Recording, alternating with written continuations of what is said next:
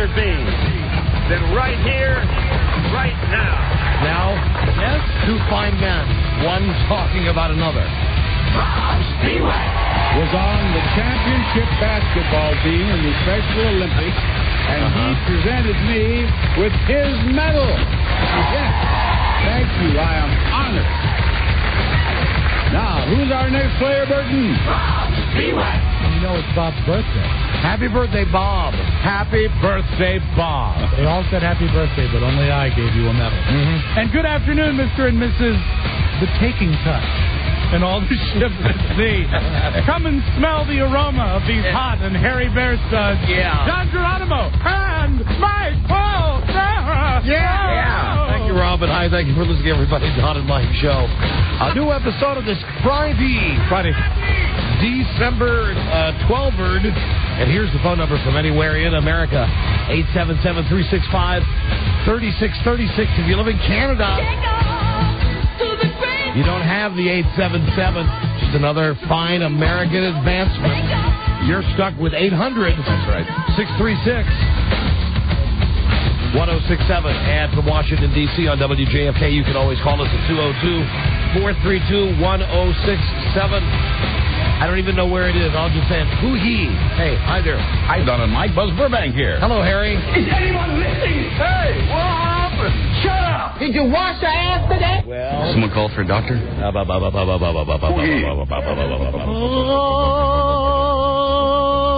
Here we are. Here we are. Here we are. Every time we do this show, you are like Father. You are Father knows best on this day. And then I will pass along to you at the very beginning of today's broadcast, which tends to go a little goofy occasionally, that I appreciate you being the guy that at least thinks about the show. The guy that at least we all do. Doesn't go gaga like we're all, and you keep it together. And if I haven't said it to you, I'll say it to you right at the beginning of the show. Because I know you did that today. You know, we were up there when I was late, and you shocker. That's right. And we were up there doing the gift exchange, right. and you had to do what you did, and I appreciate it. Somebody's got to do it. Yeah, right. Somebody's got to do it, and I've never said that to you. It's time to make the donuts. And you know what that is? It's just another one of my gifts to you. You're Thank you, Mike. See, I'm goofy already. Look at that's in front of him. For Christ's sake, how can we do a show? Mike, I have no idea what Buzz had in front of him because I was not able to share in this gift-giving time with everybody. Right. It was a wonderful gift exchange. Yours are unopened upstairs in the office. Yes. And thank you. That'll make it extra special. Because I'll go up after the show by myself. Alone. No, I'll go up there and open your gift. In the dark. I might bring yours down so you can open it during a commercial break. No, please don't. Please do not. And thank you for the kind words. You're welcome. And your gift to me next year could be on the last show before Christmas. Just show up, 30 minutes before the show. I should have. 30 minutes before the show. I ran into a snag. On one particular gift. And here's what I get. I call Mike up because everybody's in the office waiting to exchange their gifts. And I called Mike, and it was, 20 till 3. And I hear your voice, and I immediately go, is my watch bad? That's the first thing I think. That's the first thing I think, really. I called Mike, and I said, hey, everybody's in here waiting to open the gifts. And Mike said, I'm right down the street. Hey, send somebody down. I had a lot of crap. To carry up some of the stuff. Because really, when it's this time of year, I give out spectacularly large gifts. It's too funny.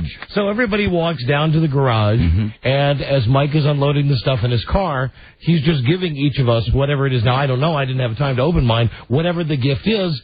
And then at the end of it, Mike had nothing in his hand except your gift for Joe. And then I went back and got Charlie and Lisa's gift, which was massive. Absolutely Massive. But it's, we're not going to see each other for a while. That's true. This, for everybody that's listening, this is when we do this. This is our Christmas day on the show. This is our Christmas on the show. Right.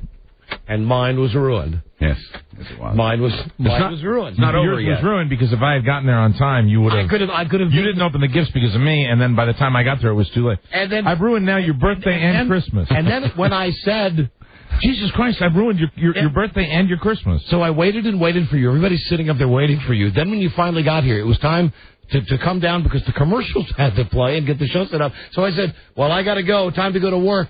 And nobody said, no, wait, why don't you just wait a second? We were all like... Everybody said, okay, we'll see you down there. Because we were all like opening gifts. And, and I hope you all enjoyed the gifts that I got you as well, which were in the pile. I'm surprised you were able to make it down here through the shower of cascading wrapping paper coming down that we were throwing in the air. Right. Just like it looked like a snowstorm up there. I think we just figured there was no talking you out of it. You were determined, and you were headed down to do the show. Yes. And which is just kooky. What, isn't anybody else? Like, it's the normal time that we have to go on there. Don't you guys realize that if we don't come down here at 3 o'clock... This is the day, right? This is the day, technically, we should all have our gifts, right? Yes. Right. This is the day. This is the day. Okay. This is the day. Why don't you call Brady's and see if it's there? I was there today. I was waiting outside on the loading dock. Mike, you know me. I come loaded for bear. If you'd like, we can go to UPS.com. I can track it for ye. No, I was just giving you crap because of the birthday thing. That's why. I know. And I'm just, You're edgy. Yeah. No. Yes. No. Why? Yes. You ought to. Well, I guess you can't now. What? You got all these gifts up there, and I know you don't like to open them on the air. No, I don't want to do that. I really don't want to do that. No, okay. It's dopey that I look forward to that time that we all have up there together. Yeah. And it's ruined. And God, I'm such a pussy. I felt awful walking out of the office. I was walking down the hall thinking, sorry. Those effers. I'm walking down the hall thinking, as usual, here I am. Going to work, and then I'm sitting down here waiting. It's 5 minutes till, 3 minutes till. Hey, I made it at 3 minutes till. Right. What do we do to make it right? Nothing. What do I do? Now I feel like crap. Merry Christmas. Now I'm happy. All right. Okay. Now I'm happy. All right. Thank you. Now I'm happy. Good. Now I'm happy. And I would like to say, get well soon to my main man, to Barty, who had. What father wouldn't be excited? His first ever elective surgery today. Shoulder?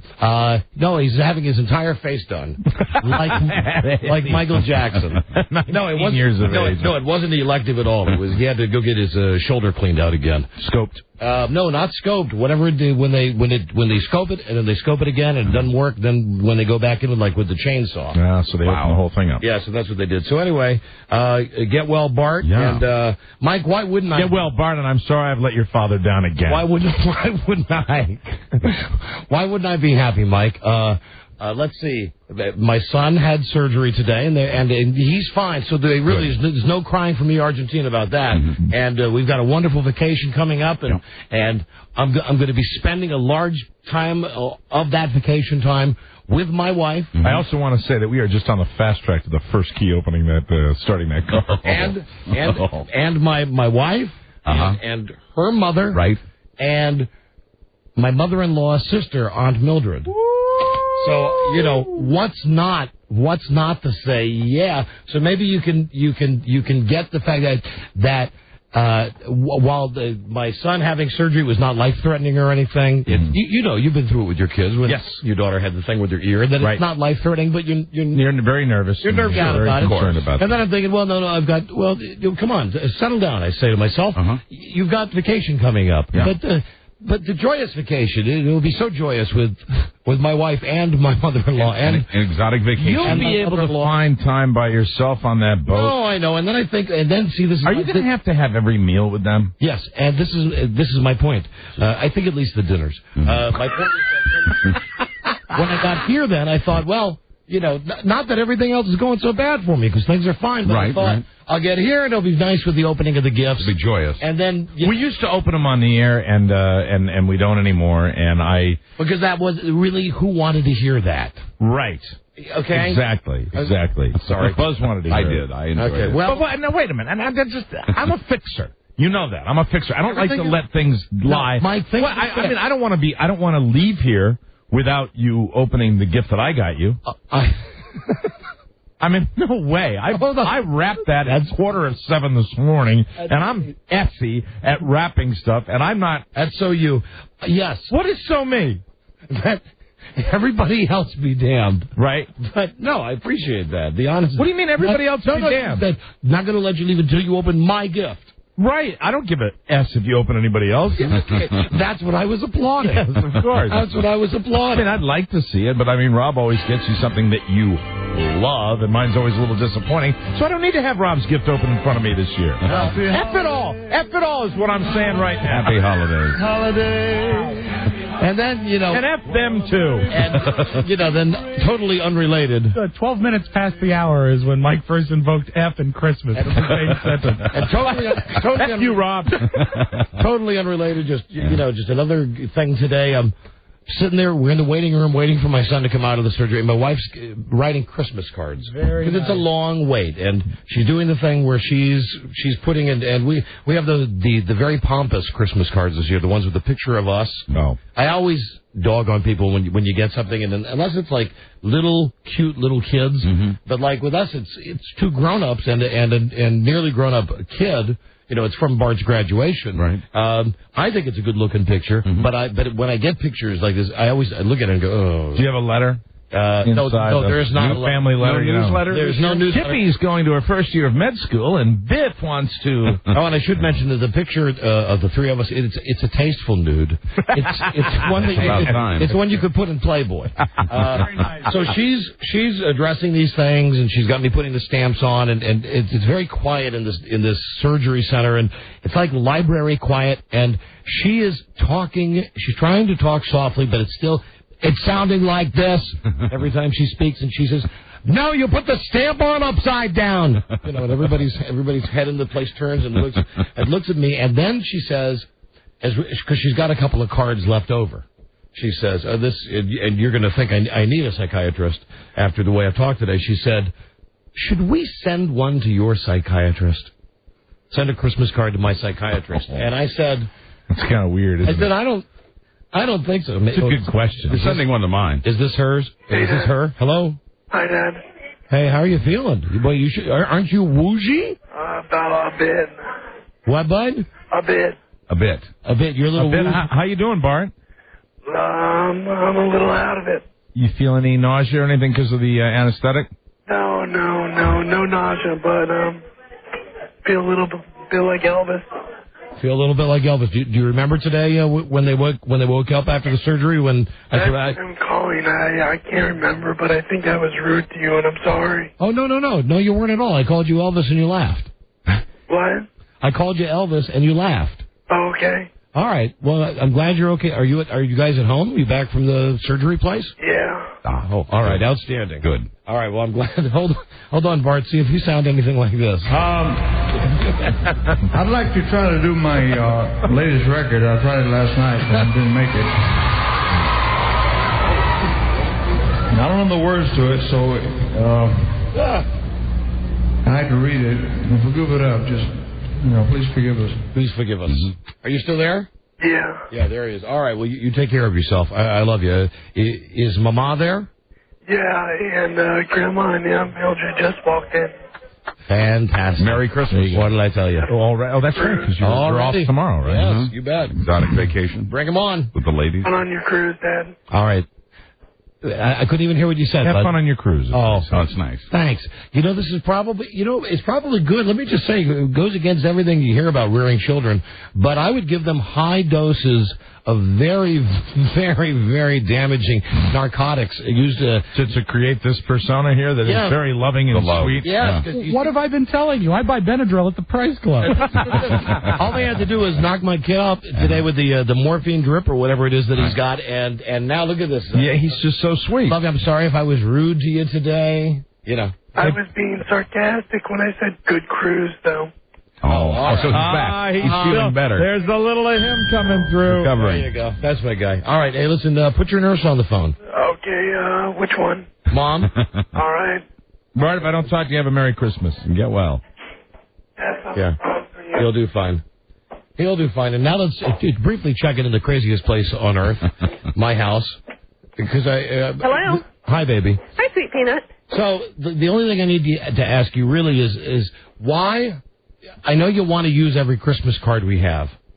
Yes. But my psychologist, what is he? He's a psychiatrist? You know the guy. Does he prescribe medication? No, he does not. Psychologist. You've known him for years. He's your closest confidant, needless to say. You have a... but honey, you violate some kind of patient doctor thing where it's... You send them to people that you want to acknowledge.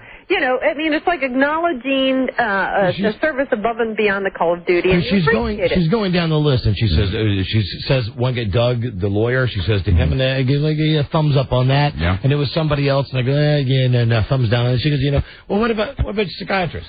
Like, hello. There. He doesn't have to be. He takes your call at any time. Anytime you have something that... What about Bob? I'm constantly... You should see me when I show up. Bob, remember that time you took him and his family on vacation at the lake? Yourself to the sailboat? Yeah, and I was I'm sailing! Walking around with a goldfish hanging around my neck. Yes, right. So we acknowledge the fact that he is more than just, he goes above and beyond the call of duty. Well, anyway, whatever. I just thought it was a weird topic to be discussing in a waiting room, and it was weird to be doing Christmas cards in the waiting room while we're waiting. I don't know what you're supposed to do in there. And for God's sakes, is that like the only surgical place in the country that doesn't have a TV set in the waiting room? I thought it was a very productive use of my time, and I was glad to be able to sit there and do that because with going away and Bart coming home and everything else, I've been running 100 miles an hour, so to sit there and do that was very pleasant. All right, baby. And your mom and Mildred, they fine? They just walked in. Just walked in. They are ready to party. Beautiful. Yeah. I'm used to being with 48 years a woman. Yeah, that's going to be 100. If you add those two together, that's 160. Whoa. Plus you, I'm going to be with over 200 years of woman. Wow. You'll still be the laziest one in the group. Color me lucky. All right, baby. I love you. All right. I love you too, sweetie. All right. I'll see you tonight at the party. Hey, no problem. You know me. You're not there. Early exit. All right. We'll miss you, Frida. All right, baby. I wish it weren't tonight. I would love to have gone. All right, sweetie. Okay. All right. You got stuff to do. All right. Frida, have a great time on your cruise and Merry Christmas. Thank you. And Mike, yes. We don't have your current address. Don't worry about it. No one does. Did we just send it to Vegas? Do you know how many Christmas cards I've received so far? How many? Wait. You say. Do you know that zero. Frida and I looked for your address? We don't have it. We have you got to find a way to let people know where you live. Mm-hmm. Yeah, maybe that's true. Because we have, or maybe it isn't. The one that we have is the one for the old one, the place you used to live, where I knew the name of the street. If you're worried about moving around, maybe we could just send it care of your butler. Yeah, just to RJ. Don't sweat it, anybody. Happy holiday. You have the P.O. Box still, right? Yeah. All right. You'll get a card from me. All right, okay. I'll see you. I got to go. Somebody email it to me. Okay. All right, bye. Guys. Goodbye. Wow. Super wound up. Well, she sounds giddy. And embarrassing sitting there, and in this sterile environment where the people are talking, the other people that are waiting are going like, I don't know, but I think the first time that he broke his leg was when he was on the motorcycle. I told him not to. And then you hear off from the other side, should we send a Christmas card to your psychiatrist? Out loud? Yeah, out loud. And every head on a swivel. And then I'm looking at people like, what? Am I the only one? I obviously... You don't yell that out. I didn't know she yelled it out in the waiting room. I mean, she said it at normal volume, but it was library quiet in there. That is scary. Library freaking quiet. So, anyway, Mike, listen, here's something. Happy holidays. Morris Jones. Mojo. Yay. Morris Jones, send us a letter, says personal to Don and Mike, and it's the kind of thing that we were just discussing that we don't really like. It's the Christmas card that's not really a Christmas card. It's more like a newsletter. And it's got pictures of... but it's from Morris everybody's Jones. favorite, TV's Morris Jones, interviewing Bush and Cheney and Rumsfeld. And then he writes, Dear Don and Mike, I'm still your biggest fan. Best wishes, Morris Jones. P.S. I'm also working with a sales guy named Joe who says he knew you. And that was the only stuff that was personalized. All of the other stuff is the form letter where it's his career. That's personal? It says, it seems to be all work and no play during this holiday. Over the last year, our centralized 10 p.m. newscast has expanded to 12 cities, blah, blah, blah, blah, blah, blah. And then it's additional news programs in 2004. I guess he's doing a TV news show. Please note my updated home and email addresses. Here's wishing you and your families the best over the holidays. And then he personalized it with the best wishes, Morris Jones. So anyway, TV's Morris Jones. Morris Jones, a very festive, professional newsletter. You don't suppose that Joe he knows is Misco, which would mean I out was of the funeral game. I was thinking Misco too. Yeah. I can't think of any other Joes that we know. I don't know. So anyway, that is that's for Morris Jones. Also, now we get a lot of cards from listeners who want to thank everybody that sent us the stuff this year. Here's one we got from a couple named the Austins. They live in Virginia. Dear Don and Mike, we recently went to Burma and we ate at this restaurant. Now, do not delete out what I am going to read. I'm going to read how you spell the name of the restaurant, which they sent in photograph form. These people are on top of it. It's a photograph. It's a real place. You see this? It's like fabulous. Burgers and snacks. Yes, this should be sent to the National Lampoon. Remember National Lampoon? There'd always be a page or two with like crazy signs. Yeah, now Maxim and stuff, they have those in there too. Right. So this is in Burma, and the restaurant is spelled Fukyinn. That is awesome. And I wonder how you pronounce that. Yeah. And well, I think in their letter the food they write was FUK in good. Right. So they wrote it's FUK, and they left out the Y. Then it's INN. Anyway, that's a funny picture. That is a and we great can put that up on WJFK.com. That's fabulous. And then we get to the part that's a little scary where I've not previewed this. They sent their Austin Christmas 2003 family CD. Thought you would appreciate the song "Santa Got Drunk This Year," cut number 4. Okay. Now I don't know if here goes nothing. I don't know if this is something that they've downloaded and sent in. This will be great. Well, it might not be, Buzz. I know. You never know. I know, you know, Buzz. Oh, I know, you know. Everybody knows. You got any of that paint thinner today, Buzz? I'm bringing it tonight. Yeah. Well, in fact, it's in the trunk of my car. Ah, well, great. Sure. Why don't you pour me a gigantic glass of it? Crunch, if you will.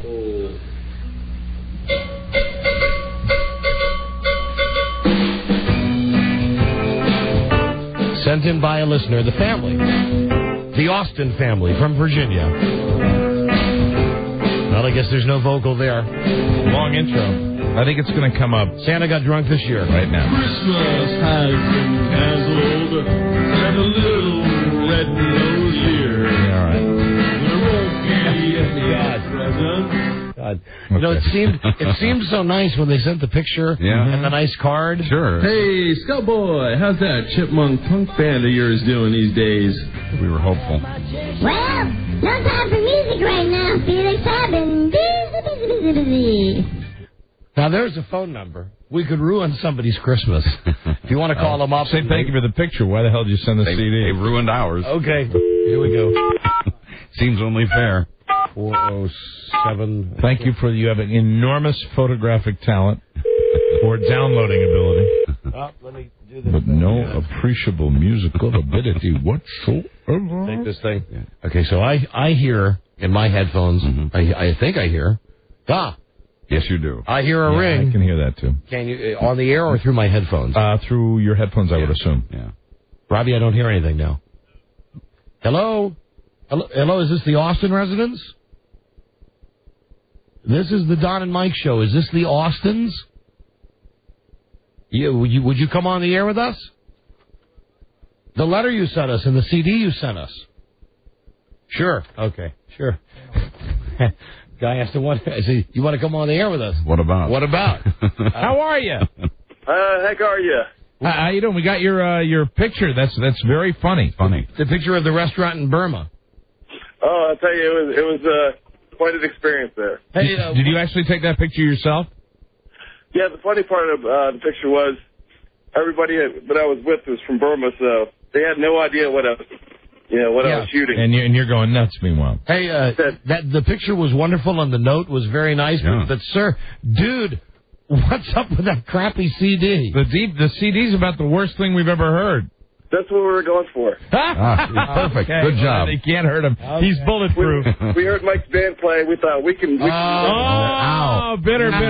Ow, cold. Hey, sir, with all due respect, I mean, this is a holiday message, okay? My band would wipe themselves with that CD. This is a holiday. Sorry, I'm so sorry. No. We all would appreciate that. All right, goodbye.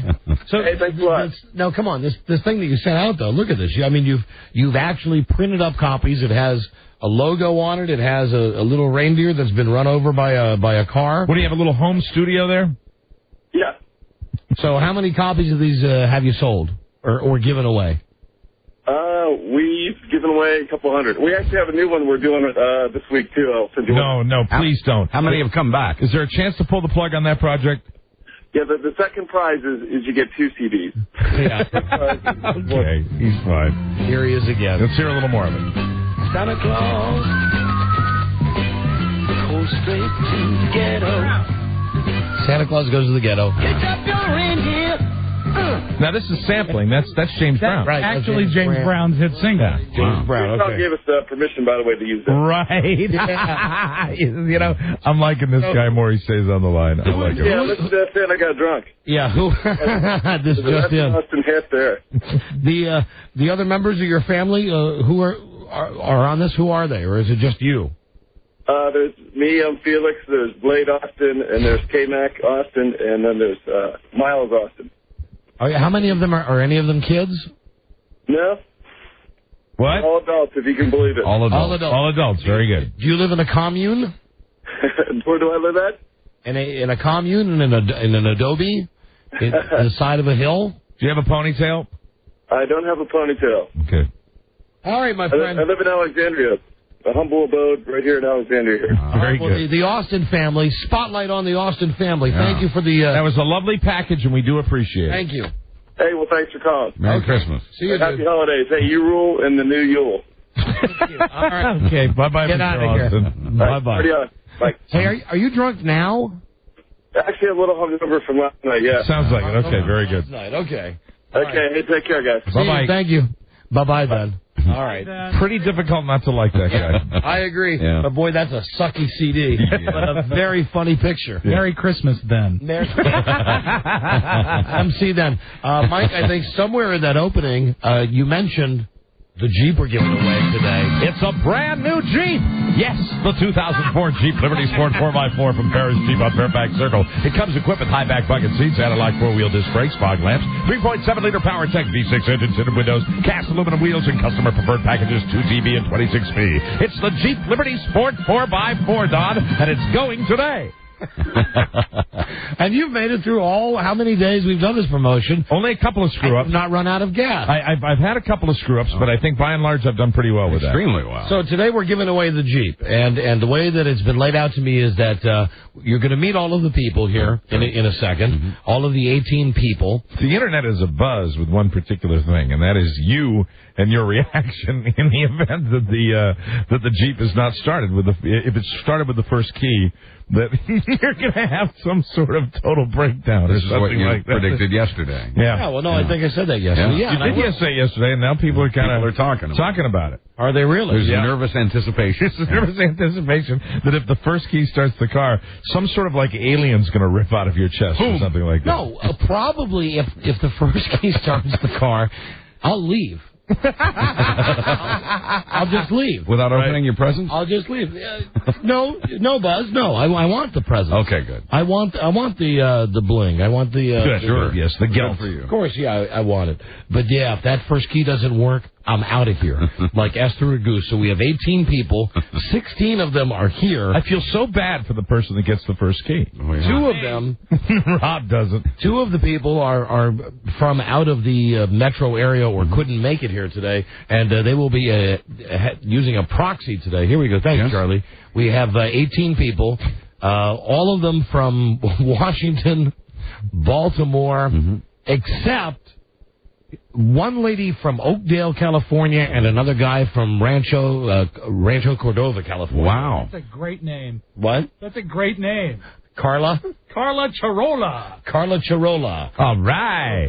So for those people, we're going to have Rob sitting in the car. And Rob will be the one who turns the key because, you know, if the car starts, we got to have some yelling and screaming to run in the ad. So, Rob, let's get this straight. Rob's going to turn the key for the people in California? That's right, Buzz. Be very afraid, people in California. You've seen right through the evil plan. Is Don, just for the purpose of explanation, you've got Rob being the surrogates because you want a reaction. Is there any possible way we could get just a preview if Rob happens to be the one that wins the car for somebody else? It's Mike. What that reaction might be as he rubs his hands. It's similar to Rob getting a flu shot. That's what I thought, and that's why I requested anyway, it.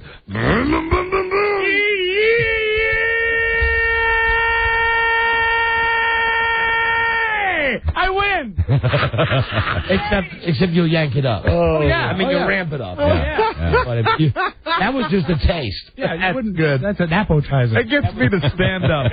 That makes me stand up. Sure. I don't stand up very often. It gives me the stand up. That's awesome. You said yank up. That's awesome. Oh, man. All right, we're going to commercial you up here. And we're going to commercial you up. Then we're going to come back and entertain you up. You know, all the research is coming in on this show, and basically everybody says this show is great, except we just got to coach him up. Got to coach him up. We're gonna basically entertain you. You know, these shows we're gonna coach you up. We're gonna give the best possible material we can. Yeah, we're gonna come back and talk him up, listen him up, talk him up. Anybody wants to roll down to the men's room before the commercial break's over and wants to poop you up? So we're gonna commercial you up. We'll be back in less than 10 minutes. This is the Don and Mike Show. Suddenly, you get married and you're supposed to be this entirely different guy. I don't feel different.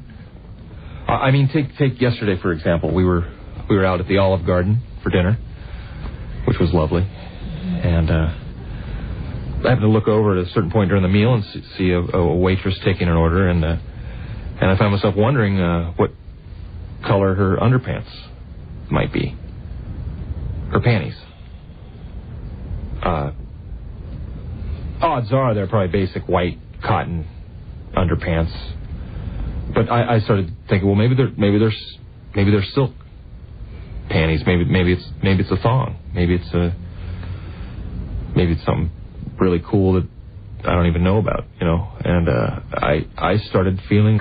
I guess what I'm trying to say is that now that I'm married, I'm definitely feeling a little freaked out about the fact that I'm going to have sex with only one person for the rest of my life. The Don and Mike Show. And I say bravo to you, sirs. Bravo to Don Geronimo and Mike O'Mara. Right. I had to laugh today. Inappropriate laugh. Inappropriate to laugh.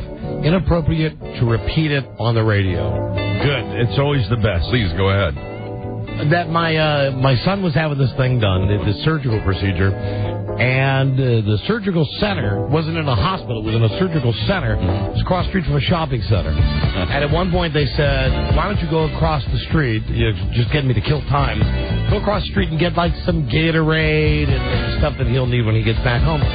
So go over to the grocery store, the Giant store, and there's a mom and her little kid standing out front of the store, and there is and I spent a good 5 minutes just standing there because I had just time to kill. A guy who I couldn't tell was one of those happy Christmas people or seriously like Tard. Touch. Okay. Because the guy... Too happy? The guy was outside the store. Now I don't know if he's the guy who wrangles up all of the shopping carts. Fried sun beans. But he kept saying very loudly to this one Asian woman. She's coming in with her kid and gives saying, "Are you ready for Santa Claus? Santa Claus is coming, and you want to get milk, and don't forget you want to get the carrot for the reindeer. Are you excited?" Now, and he's got the jacket on, indicating that he works at Giant Food Store. Good. And he's out front. Well, he was out front when I was walking in. When I was walking out, he was inside the giant, and he was still talking to the same woman who was now checking out, and he was saying to that same kid again, Santa Claus, he's coming. And the first time I saw him, I walked by and I laughed. And then the second time I walked by him, I stood there for a second, and I thought, I want to go see the new Farrelly Brothers movie this weekend. And you were reminded. And I Funny think how the brain works. It is how. I think that guy might be a tard. Well, I know the policy at Safeway is they will often hire the challenged and put them as a courtesy clerk like that. Absolutely. Yep. And I think it's great. I do too. Because when you he's very brave and cheerful. When you're going. Were you laughing? Were you visibly laughing when you were doing that? Yeah. Where you were just sitting there? Did you look around when you were doing that, or I walked? Were you oblivious to others? I was walking past it and oblivious to others. You know, everybody. Was it a smile and an inside chuckle? No, it was. Was it a point? And it was. No. It was just an internal.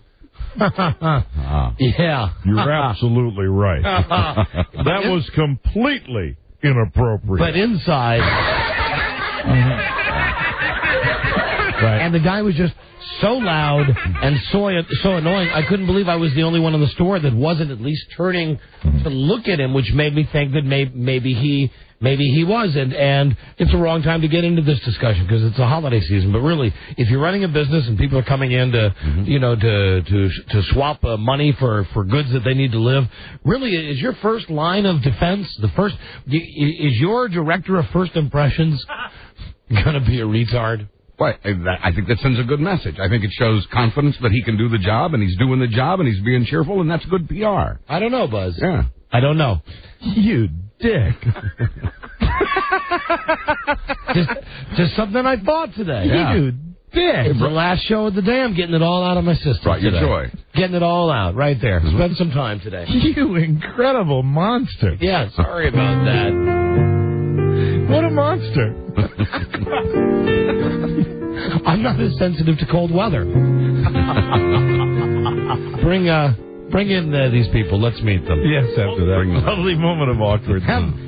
Have our retarded greeter, right, Charles Broyhill, bring the people in. The first guy that we're going to meet for the Jeep giveaway, the $23,000 Jeep that we're giving away from Farish. The guy's name is Jason, and he's from Pasadena. Hi, Jason. Hi, Jason. Hi, guys. Hi, how you doing? What do you do, sir? Well, apparently, I guess I annoy you if I win. Pardon me? He's the first. Oh, you're the guy. I'm real sorry. I'm really sorry. I get We're both going to be pissed off if you win. But your chances are equal to everybody else's because we can't fix this. We're not allowed. As much as we'd like to. Celebrity you most resemble? Grown-up AJ Soprano. I'll take that. That is absolutely right on. All right, well, listen, a lot of pressure on you. Good luck. I do hope you win. Thank you. But, that first person, that would not be good for radio. Good luck, Jason. You, but bye-bye then. All right. Bye-bye then. That's a pleasure meeting you, Jason. We got funny listeners to this show. We really do. Here's our next guy, the second guy to win a key. His name is Jeff, and he is from Baltimore area? Glen Burnie, right. Glen Burnie. Hi. And maintaining that everybody, so far, kind of normal looking. You know what I mean? Compared to some of our other contests when people, attach crabs to their sacks. Well, we've only met 2 of 18 thus far. I saw them in the lobby, and I think they're all a good-looking group. The guy in front of the Giant today, you wouldn't have known to look at him. Right. You might have. So it was just when you heard him speak. That's why I'm questioning if the guy was in fact a tard or if he was. And you're standing by your whole first line of defense argument, huh? Yes, or are you just trying to... No, that's funny. Shock. No, that's... To me, that's funny. I understand you want to hire retarded people. Right. Look at this place. I think we've been doing it for years. And I'm all for that. Give them jobs. Mm-hmm. Right. But, this guy was screaming today. Spreading joy. I think it's not necessary, if I can explain it, which I think probably doesn't need to be explained to you, but I don't think it's the first line of defense is more a first impression as much as it's the type of job you would see these individuals out in front helping with grocery bags and such. Yeah, you don't want them like in dairy where, God forbid, they could get caught in the icebox. Rob. Sometimes you're the only one on my side, Rob. I appreciate it. You think? All right. Yeah, I do. No, my guy, no. Don't think it, know it. Right. Jeff, what do you do, sir? Drive a truck. Drive a truck? Yeah. Like my brother Jim, honorable profession. What will you do if... Now, you're the second guy. If you win the Jeep, it's okay. Yeah, but we'll still be kind of pissed. But so if you win, it's got to be over the top, screaming and yelling and everything. Oh, yeah. Just everything All right. You're going to go nuts? All right, good luck to you. All right, nice meeting you. Nice meeting you. Practice, See you. Practice screaming. Bye-bye. Bye-bye, then. Bye-bye. Here comes our third winner from day number 3 of this contest. His name is William. Mike, what do we have for William? It's a Maud. Hey, Maud. How are you, Maud? What do we William have? A. Mason. How are you? Go over to that microphone there. Oh, William. Merry Christmas. Merry Christmas, everybody. You know what I said I'm was I'm William Franklin Merriman from the Stone Ridge community of Pikesville, Maryland. I want to say hello to everybody there. All right, Baltimore, Pikesville. Pikesville, Maryland, Stone Ridge community. And I want to say I'm a big winner here today. I'd be a real big winner if I drive off in that Jeep, wouldn't I? Yes. And you know, so I'm going to say hello to my special friend out there today. Sure. Maybe Connie. I think Connie's listening. I'm not sure. Hello, Connie. How you doing? How you doing, sweetheart? Wake up. It's time to go to work. He's a merryman. I'm over here at JFK. You know what? What is it about Pikesville? I used to work with that guy. It's got a lot of Jews there. It does have a lot of Jews, doesn't it, Pikesville? All kinds of stuff going on over there. Wow. Ross Clavin's a good friend of mine, lives in Pikesville. Funny man. All that Jewish food flying around over there, you know. Well, happy Hanukkah a little to bit you. of everything, you know. Lots of Jews. A lot of money, you know, a lot of money over there. Well, the Jews have the money. You know that. I wish they'd come over and drop some off on my doorstep. I'll tell you. Now, how long have you been... do that, I could go out and buy my... How long have you been this shy? How long have you been this shy? I've been this shy since I was 6 years old. My mother and my father always said, "Son, sit down. You're too damn noisy." Really? Yeah. Okay. All right. Well, it's terrific. I always got up and wanted to be on, wanted to be out front. Lord knows it didn't bother us. A little bit. I want you to. So now let's do a little dance, just a little tap. I want him to me win. too. Hey, do a little tap dance. Can we just give this guy the car? Yeah. Can we? I want him to win. All right, get out of the car. All right, get up. Get out of here. Shut up. Get out of here. Okay, All right. out of here, William. All right. See you later. Bye-bye. Bye-bye. Bye, William. There goes. It's the Jews. It's the Jews. Here is our first lady, Mike. It's Deanna. Deanna, hi. Hi, Deanna. How are you? Hi, Deanna from Burke, Virginia. Hi there. Very nice to see you. Nice to see you, too. How are you doing? Very great. And have you been sizing up the competition, these other losers? Absolutely, but I wouldn't call them losers. I think they're very sweet. You have a nice spirit of camaraderie out there with the other people? Don't you watch Survivor? Don't you watch? That's the wrong attitude. Yeah.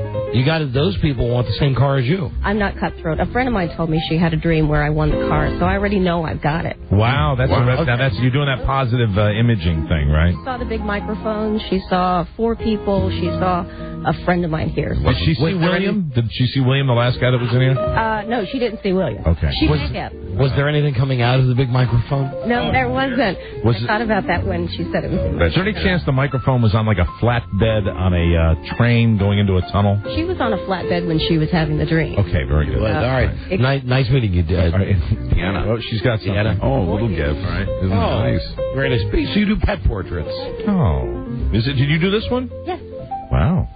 Okay, thank you. All right. Good. That's terrific. Thank you. Nice meeting you. Thank you. Maybe we could bring you to the Christmas party tonight. You could do some of the staff.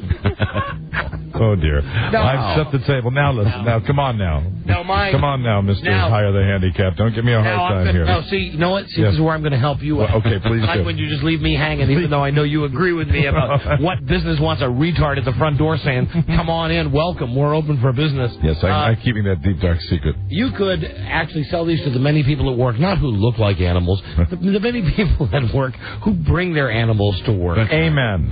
I mean, as a matter of fact, there's so many animals here so often. Perhaps an animal portraitist would be a good idea. Yeah. In the house, yeah. Here now is Daniel. Hey, Daniel. Hi, how you doing? We're doing very well. Daniel, have you had any of the food or drink from Outback? Actually, I didn't. Outback Steakhouse, get your ass out there. Yeah, it's good food out there. Mm-hmm. They have food and everything for today's broadcast. They're catering it. Just right for everyone on your list, the Outback Steakhouse. No rules, just right. So where are you from? Where is Linden, Virginia? It's about 7 miles east of Front Royal. Front row. So you're way out west. Yes. Have no sticks. Way out west there. Are you feeling lucky, Daniel? Yes, I am. Very good. Have you sized up the other losers? Yes. Yeah. And I'm winner. He's winning. Another positive attitude. Thank you. Nice meeting you. Thanks, Daniel. Okay, get out of here. Here's the next one. And what you should do at home is root for the one you like the best. Root for the person you like the best. Just not the first one. Doreen. Well, hello, la la la, la la la. How are you? And maybe one of these people will be like the nasty person on Survivor. Well, Don, I believe the keys are the keys, and there's not going to be any gamesmanship involved. I know you're hoping for that. Would you like to perhaps change the rules at the 8th hour? I've not been in the Survivor loop. I'm back in the Survivor loop because a guy said to the other people on the show that his grandmother had died. Oh, that's right. And his grandmother didn't really die. Oh, that's evil. He just said that to play on them, and then he won. How delightfully evil that is. So maybe today at some point, when the other people before you are putting their keys in, you might want to say that, your dog just got run over by a car or something. So somebody might even, give you their key. What's your name? Doreen. Hi, Doreen. How are you? And Doreen, you are from where? Huntingtown. Huntingtown. So you must listen on Live 105? Yep, and JFK. Where's Huntingtown located? Calvert County. Calvert County, Maryland. County. All right. It's very nice to meet you. And the losers, did you size them up? Yeah. Yeah? No problem. You feeling lucky today? Yeah, but I already told him, clean your hands because I don't want any barbecue sauce on my seat. Hey, there you go. All right, thank you. Nice to see you. Bye-bye. That's good, and that's good on two levels because it is the cold and flu season. Here is Scott from Locust Grove. Man, have I always wanted to live there. Locust Grove? Just because I've always wanted to be able to put on the return address. Locust Grove. Locust Grove. It's a cool-sounding town. Beautiful down there. Hi there. Beautiful. And this is Scott Hampton. Scott, what do you do, sir? I deliver beer. You deliver beer? You're a beer guy. What company? You want to give him a plug? What do you bring? Northern Virginia Beverage. Northern Virginia Beverage. So what would that be? All of your major distributors? The main beers, Mike's Lemonade, Amstel Light. Yeah. Heineken. Nothing wrong with that. Michelob Ultra. All right, my friend. Good luck. Thank you. I have one thing for you. Sure. Did you see the Globe magazine with what's her name, Thelma Hayek? Selma Hayek? Selma Hayek? Selma Hayek? Yeah. No. Look at the picture. There's a big pimple on her ass. You came prepared. It's like a talk show guest that comes on a talk show, and they got the material ready. You were ready. The panel. You were prepared. Good job. That's good. That, you know what? That's all we need. It's Selma, not Selma, but still. Selma Hayek has a pimple on her ass. He came with the goods. That's entertaining. Our next contestant is on the telephone. You see, on this line is Carla. Shirola. Carla Shirola. Yeah. From Oakdale, California. Hi, Carla. Hi, guys. Hi, Carla. What station do you listen to the show on? I don't know. It's 11:40 a.m. I don't know what's that one out here. Right. It's that. That's what they love. That's what they love hearing. I'm sorry. Would that be KHCK? That's the one. Talk. I'm sorry. It's that one out here. Yeah. All right, darling. Now, what you're playing for? You understand that your fate is in the hands of Rob Speedbump. Rests in the hands of Mr. Speedway. But Carla, I want you to know something. The very fact that you didn't know what station you listened to on out there makes me want to try all the harder for you. A genuine good luck. Yeah. Plus, he likes your name. Right. All right, we have 18 people. Let's meet the 9th person. So you can decide at home which one you like the best. Very good. For us, it would be the most exciting if it gets down to the last 2 or 3 people. Oh, Lord, here comes number 9. There'll be no way that happens. Number 9er. Hi, John. This is John Raymond from Severna Park. Severna Park. That is a beautiful town, Severna Park. All right, my friend, what do you do? Sales for AT&T Wireless.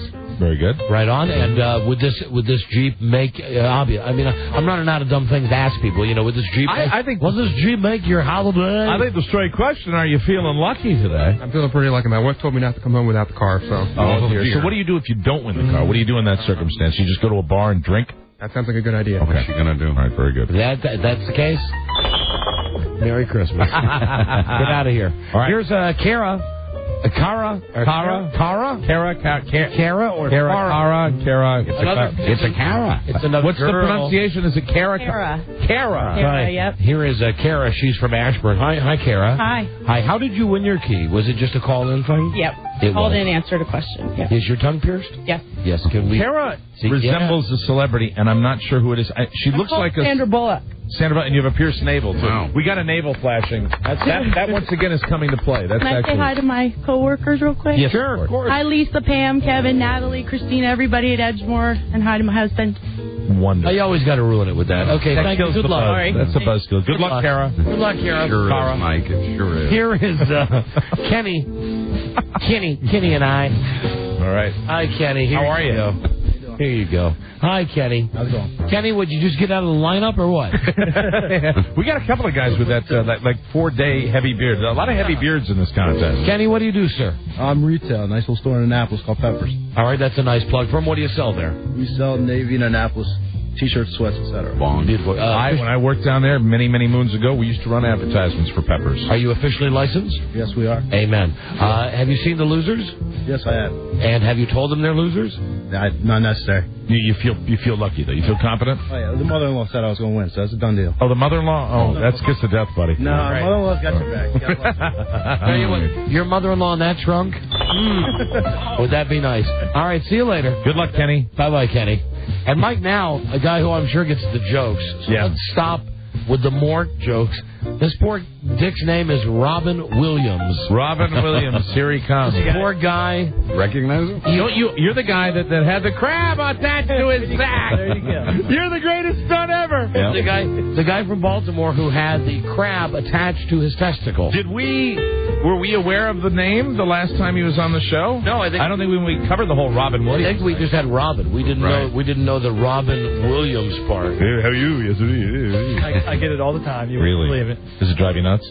Oh, now it does, yeah. I have to ask you a question because we know you a little more intimately than we know the other contestants. Yeah. How are you doing down there? I was fine the next day. You were fine the next day? No infection?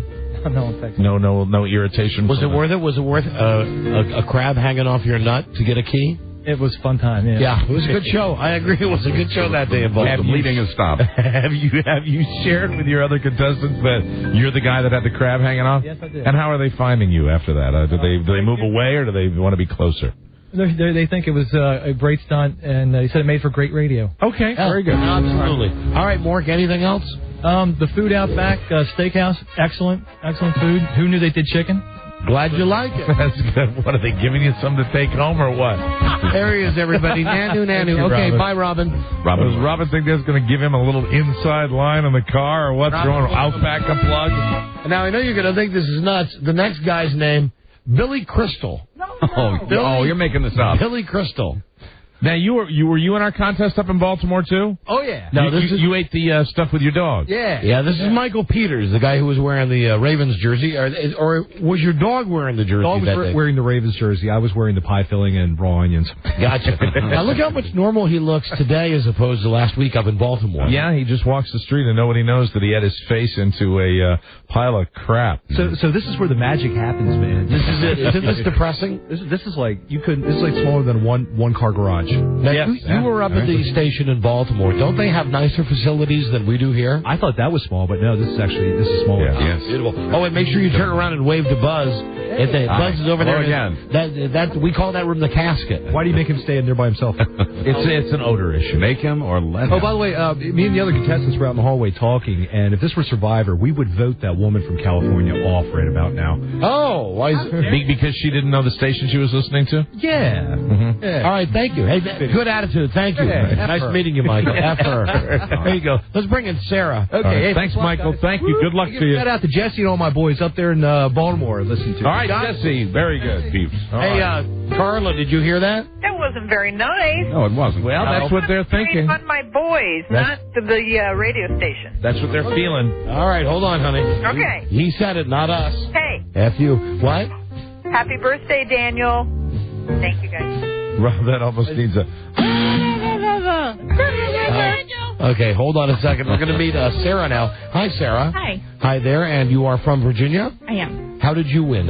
What game did you play? I played adult roulette with the beer. I remember you now. Yes, absolutely. Roulette. And that's what scares me about this car thing. Because in theory, that beer thing the odds should have been that if one of the cans was going to be okay, right, it wouldn't be the first can that she got. Because we had 6 people with 5 beers that had just been tremendously shaken. I have to find out once and for all whether heating the beer up was a problem. I think it might have been. That might have taken some of the fizz out. We'll never know, but perhaps we could do another game someday. Well, that part wasn't my decision to I don't know if it's heating or cooling that would. Yeah, who knows? I mean, I'll find out. You know what? I'll find out on the upcoming break. Anyway, you're the beer lady. I'm the beer lady. Good luck. Now you're in a good position. If it gets all the way to you at number 14, that works for me. Then your odds are good. And we got us a show. We'll be happy. Yeah. All right. Thank you, Sarah. You're welcome. Nice seeing you. Let's bring now Dick Hopkins. Pleased to bring. We are always to be welcoming Mike, welcoming always Richard Hopkins. Hi, Richard. Yeah, but I'm no Dick. From the District of Columbia. What do you do, sir? I'm a realtor. A realtor. You're kind of laid back to be a realtor. You do not look like your typical realtor. That's correct. You what do you sell exclusively to hippies? Is that what you do? Is that the way you dress for your realtor thing? I bring it up a notch. You like do the tie? I got you. You're a crooked realtor. That's what you are. Look at this guy. I mean, this guy doesn't look like the guy that Annette Bening had sex with in American Beauty. You've been a realtor for a long time? Couple years. Couple of years? Your best year? How many houses? Half dozen. Okay. See, Mike, like I said, he's no real estate king. What was that guy's name in that movie? The King. The King. He was the king of real estate. F me, your majesty. All right, good luck. What's your first name again, sir? Brad. Okay, it was a tough question. Richard, don't hide from your feelings, Richard. All right, get out of here. All right, so thank you, Richard. He's got to go. He's got a line on a nice trailer. He's out of here. We have, here we go. The next contestant is also on the telephone. Let's meet him from Rancho Cordova, California. Here is Michael Shannon. Hi, Michael. How you doing, Don and Mike? Merry Christmas. Not Michael Scott Shannon. No, Michael Sean Shannon. Oh. That's great. Oh, man. Michael Sean, those are my two names. Hey, that's really?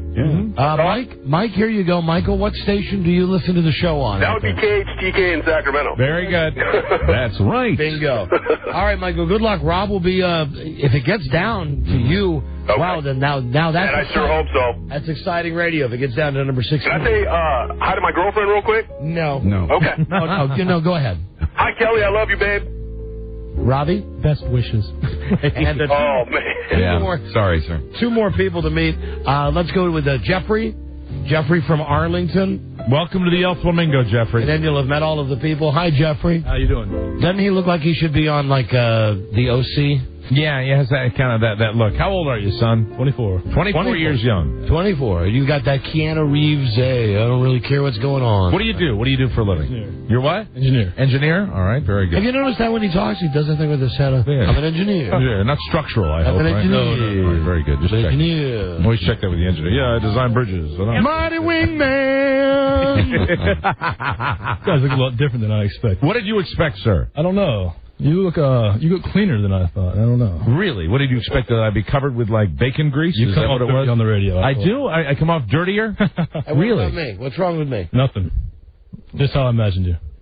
Yeah, all right, get out of here, Dick. He's not what we later. pictured either. Yeah. Right. I managed you come off luckily. But I can't take it really as an insult. No, right. I thought I sounded pretty better. So it was a compliment, but really. Imagine what but it was kind of, somehow I'm insulted. I don't know. Here is our final contestant, Mike. All right. If it gets down to this guy, man, you better cut loose. Ladies and gentlemen, the King of Queens. Here is Brad. If you guys had asked me. Absolutely. Except as I check out the hair, that's your real hair. You don't have plugs, do you? No. Good. He's got a good head of hair, and if you look at Kevin James, it looks like plug. This is Brad. Brad, you won the final key. You won it yesterday. Yes. How did you win it? I was the scumbag that only gave my mom $20. That's right. Great game. That was absolutely fantastic. That's me, guys. I have received so many phone calls about what a scumbag I am, family and friends. Good. Oh, that was a good bit. That was worth it. Yeah, that was. My brother was not happy. I got some choice words off air. Well, I would say if it gets to number 13, 14, you're going to start getting a little nervous, aren't you? I'd start getting a little excited. Very good. Build it up. All right, Brad. Well, you're either in the worst spot or the best spot, because by the time it gets to you, if it gets to you, you're the winner. Yeah, it's going to be automatic. It'll be just a formality, but you'll still have to turn that engine over. All right, I will definitely do that. Get out of here and tell the other Brad. losers we're coming out there in a second. No, one of them's a winner, though. One of them will be a winner. Mike, they're all winners. They're all big winners. They've already. That's right, Robbie. They've already won their prize. And what we're going to do when we come back is go outside with these people. Very good. Do this while it's still light outside. Right. The way the rules have been explained to me, Broyhill will take one of the keys that works. We have 18 keys. He'll get in the car. He'll turn it on. We've got microphones on the engine, on the exhaust, on the... where you put the key in on the everything, the engine, everything. You'll hear it when it's fire up, right? Then that key goes into a bag with 17 others. Those people in that order that they won their keys will get to select a key at random. First key that starts the Jeep wins. And I know you're all waiting to see if I'll go ballistic. If Jason Kaler from Pasadena, Maryland wins, he will be the first contestant. Well, that also is making this entertaining. Yeah, well, and I will. Really, I swear to Christ, not for the show, I'll go nuts. Yeah. I know, and I think that there's a very significant portion of our listening audience that is actually rooting for that. I'll go nuts. You got a month for a contest, and I wouldn't be worried about this if we hadn't done the beer can thing. Well, also, and we have done these car contests before where it has happened. Right away. Oh, yeah. First person wins. Yeah. Like, wow, Mr. Softy time. And if that happens, stand by. Stand by for action. It'll be a meltdown. We'll be right back, and we'll be outside less than 10. This is the Don and Mike Show. Now, which one of my beauties will bump? Janice. The lovely Janice will wind it up and let it go. The Don and Mike Show. Now, tell us, is she right? Time to polish the peanuts. Time for Don and Mike. Okay, hi, everybody. Hello. Hi, everybody. La la. Merry Christmas. We're outside. The Outback Steakhouse is here. No rules, just right with the great food. Look at that, the steaming tray, the steaming pile of food over there. And, Mike, who says that they don't go all out for us here? You'll notice on this brand-new Jeep Liberty we're giving away, sticker $23,170. Look at this fantastic magnetic I want to check and plastic sign. I want to check and see if they're on both sides. No, well, they put it on the window. Okay. It says the Don and Mike Show, so there actually is some signage on there. Now, as you can see on the hood of the car, we have 18 identical Jeep keys. Very, very exciting. One of them works. Charlie, right now, will you show us which one it is? No. But will you just pull it out of the stack? He's counting. 17 and... You have 19 there? I counted 19. 6, Did you 7, count 8, 19? 9, 10, 11, 12, 13, 14, 15, 16, 18, 19, 20. 20. You are so stupid. You have 20 keys. Why do you have 20 keys? You never know. Now, let me count. 1, 2, 3, 4, 5, 6, 7, 8, 9, 10, 11, 12, 13, 14, 15, 16, 17, 18, 19. There are 20 effing keys. There are 20 keys. We could F up our own funeral. That's too many. Why? I know it is. And you know, it'd be great if the first key opens it now. That would make it a perfect holiday. Let's count them now, Charlie says. There's 2, 4, 6, 8, 10, 12, 14, 6, 17. Hold on. 2, 4, 6, 8, now you're shuffling 10, them. 12, 14, 16, 17. There's 17. That's perfect. So you have the 18. Yes. Start the car. All right. Start the car, Charlie. Now, when will we be able to hear this? All right, Charlie, on the count of 3. 1,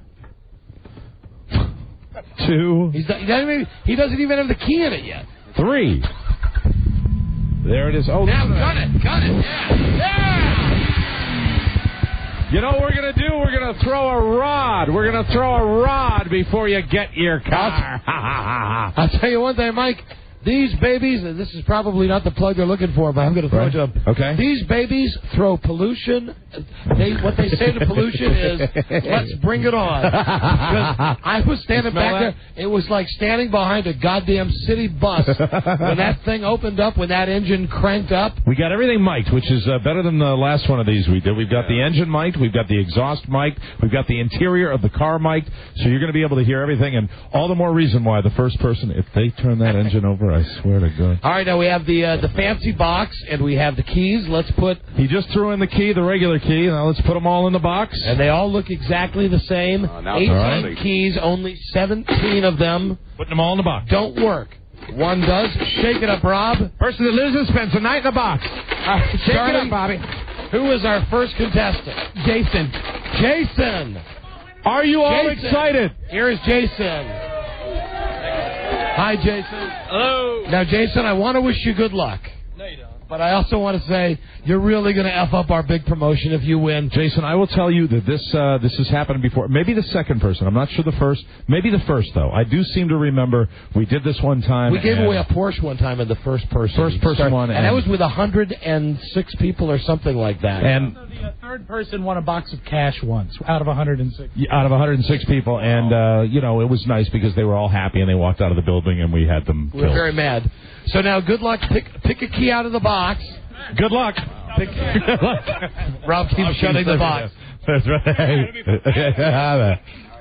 He's got the key. Jason, that's your key. Jesus Christ, I'm telling you. Charlie, is there any way we Good could luck. roll? I guess we could maybe roll the window down. But Good luck, but can hear if us. this starts, man, oh man. All right, here we go. All right, on the count of 3. 1, 2, No, that's 3. not it. That's not it. No. Good man. Yeah! Yeah!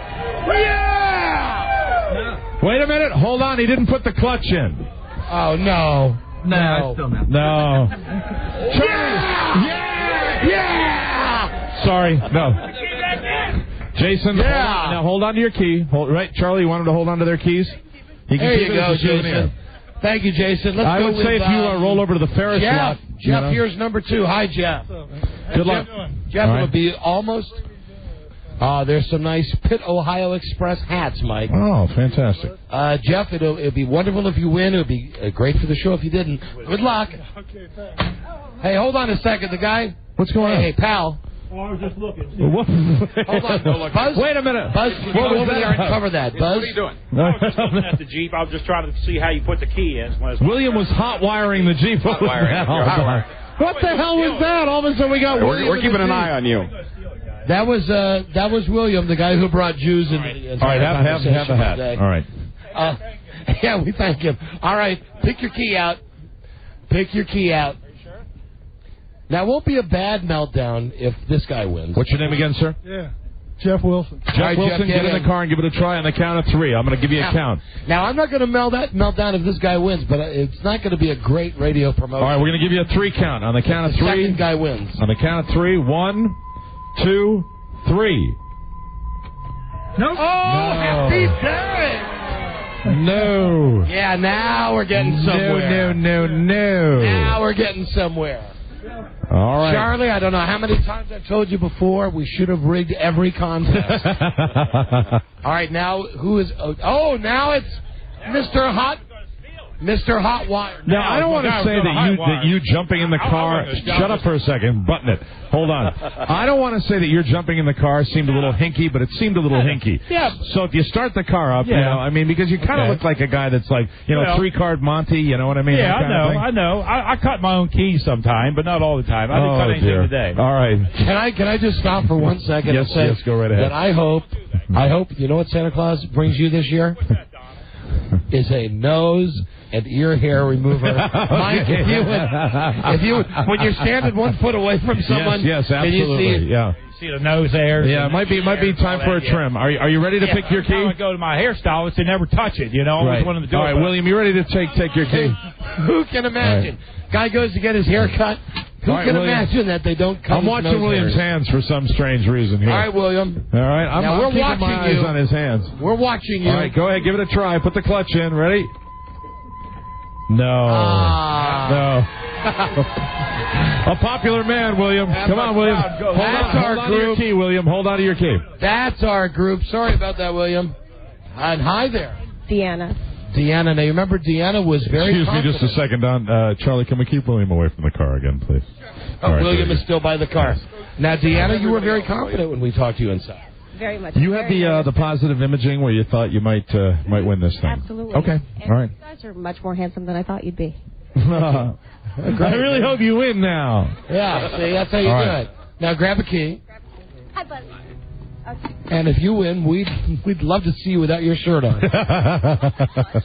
All right. What's a clutch? Deanna Troy is getting into the car. Here we go. We give her a 3 count. Let's see what happens. All right. Let's do it on the count of 3, okay? And you push that clutch in. All right, put this thing Push it. 1. Push it in all the way. Push it in good. I got it. 2. Push it in. Okay. 3. Hold up, please let this work. Oh, no. No. Oh. All right. For all the other people, are you getting more excited as this is going on? It's getting very exciting. Now, Robbie's right. Hold on. Casey Kasem says that, hey, hi, my friend. As the keys get smaller, your chances get larger. Now, finally, this is like the first time we've ever had a radio contest that's run correctly. This is delightful. Who's our next contestant? Who's next? Okay, step Daniel? up. Is it Daniel? Dan. Dan. Okay, Dan. Dan, who most resembles Fez Whatley. Oh, boy. Dan resembles Fez Whatley and the son of Fez Whatley and Elton John. It's interesting there. I mean, I don't know how many other ways we could spell out handsome. Right, absolutely. All right, Dan. Now, Dan, Don't after worry. all that ball busting, I hope you get the car. Take a look. Get in there, Dan. Grab one. Grab one. He's taking a look. All right, he got one all the Dan, way off by hop the in there. side. Come on, Dan. Are you the man? It's getting a little quieter now as each person gets into the car. Let's give it a try. Go Dan, ahead. the man with the plan. Good luck. Dan? Oh! All right. Now, Big loser. I do want to remind everybody, hold on to your key in case there was some kind of thing. We'll go through it again. All right. All right, Charlie. Now, who is next? Doreen. Doreen. Now, hi, Doreen. Hello, guys. How are you, Doreen? Doreen, are you ready to scream if you win? I will scream. Yes. Incidentally, we remind whoever wins the car has to go bat S. Okay. And now that you're looking at it, if you take the Ardinger fact out of it, the fact that Joe's driven it for a couple of weeks, it still is a great-looking car, isn't it? Okay. But Joe did drive it, and okay. Joe did drive the car, and I just have 2 words for you: biological stains. Great. All right, very good. Also, pot seeds. Pot seeds. You have to go really deep into the cushions, though. Pull a key out. Okay. Good luck, Doreen. Good luck. Hop in that car, Doreen. Rob, do not take the contestant's fingers. You're going to break that. All right, Doreen, here we go. Good luck. I'm ready. She's in the car. She's going to turn it over. And let's see what happens. Split up. And this is like, what, halfway through? Nope. No. Oh, darn it. Hey, Charlie, how far along are we? How many people? We've gone through 6. All right, let's go with guy number 7. Number 7. Guy number 7. Hi, and you are? Scott. Remember Scott? Scott's the beer distributor truck driver. Absolutely. Hauls beer to people. And is that a noble profession or what? Amen. It's awesome. It's awesome. There you go. He is like Santa Claus. He brings beer to people. My mighty wingman. Okay, pick one out. Pick one out now. No, he can look, Rob. He can look, Rob. He can look. Everybody else. Now shut it gently, Rob. There you go. Get it. Get in. You don't like that, do you, Charlie? Okay. This is person number 7 out of 18 trying to start the Jeep. Hop in there, give it a try. You've met them all. All right, you gave it a toot, a lucky toot. Let's see if that horn works.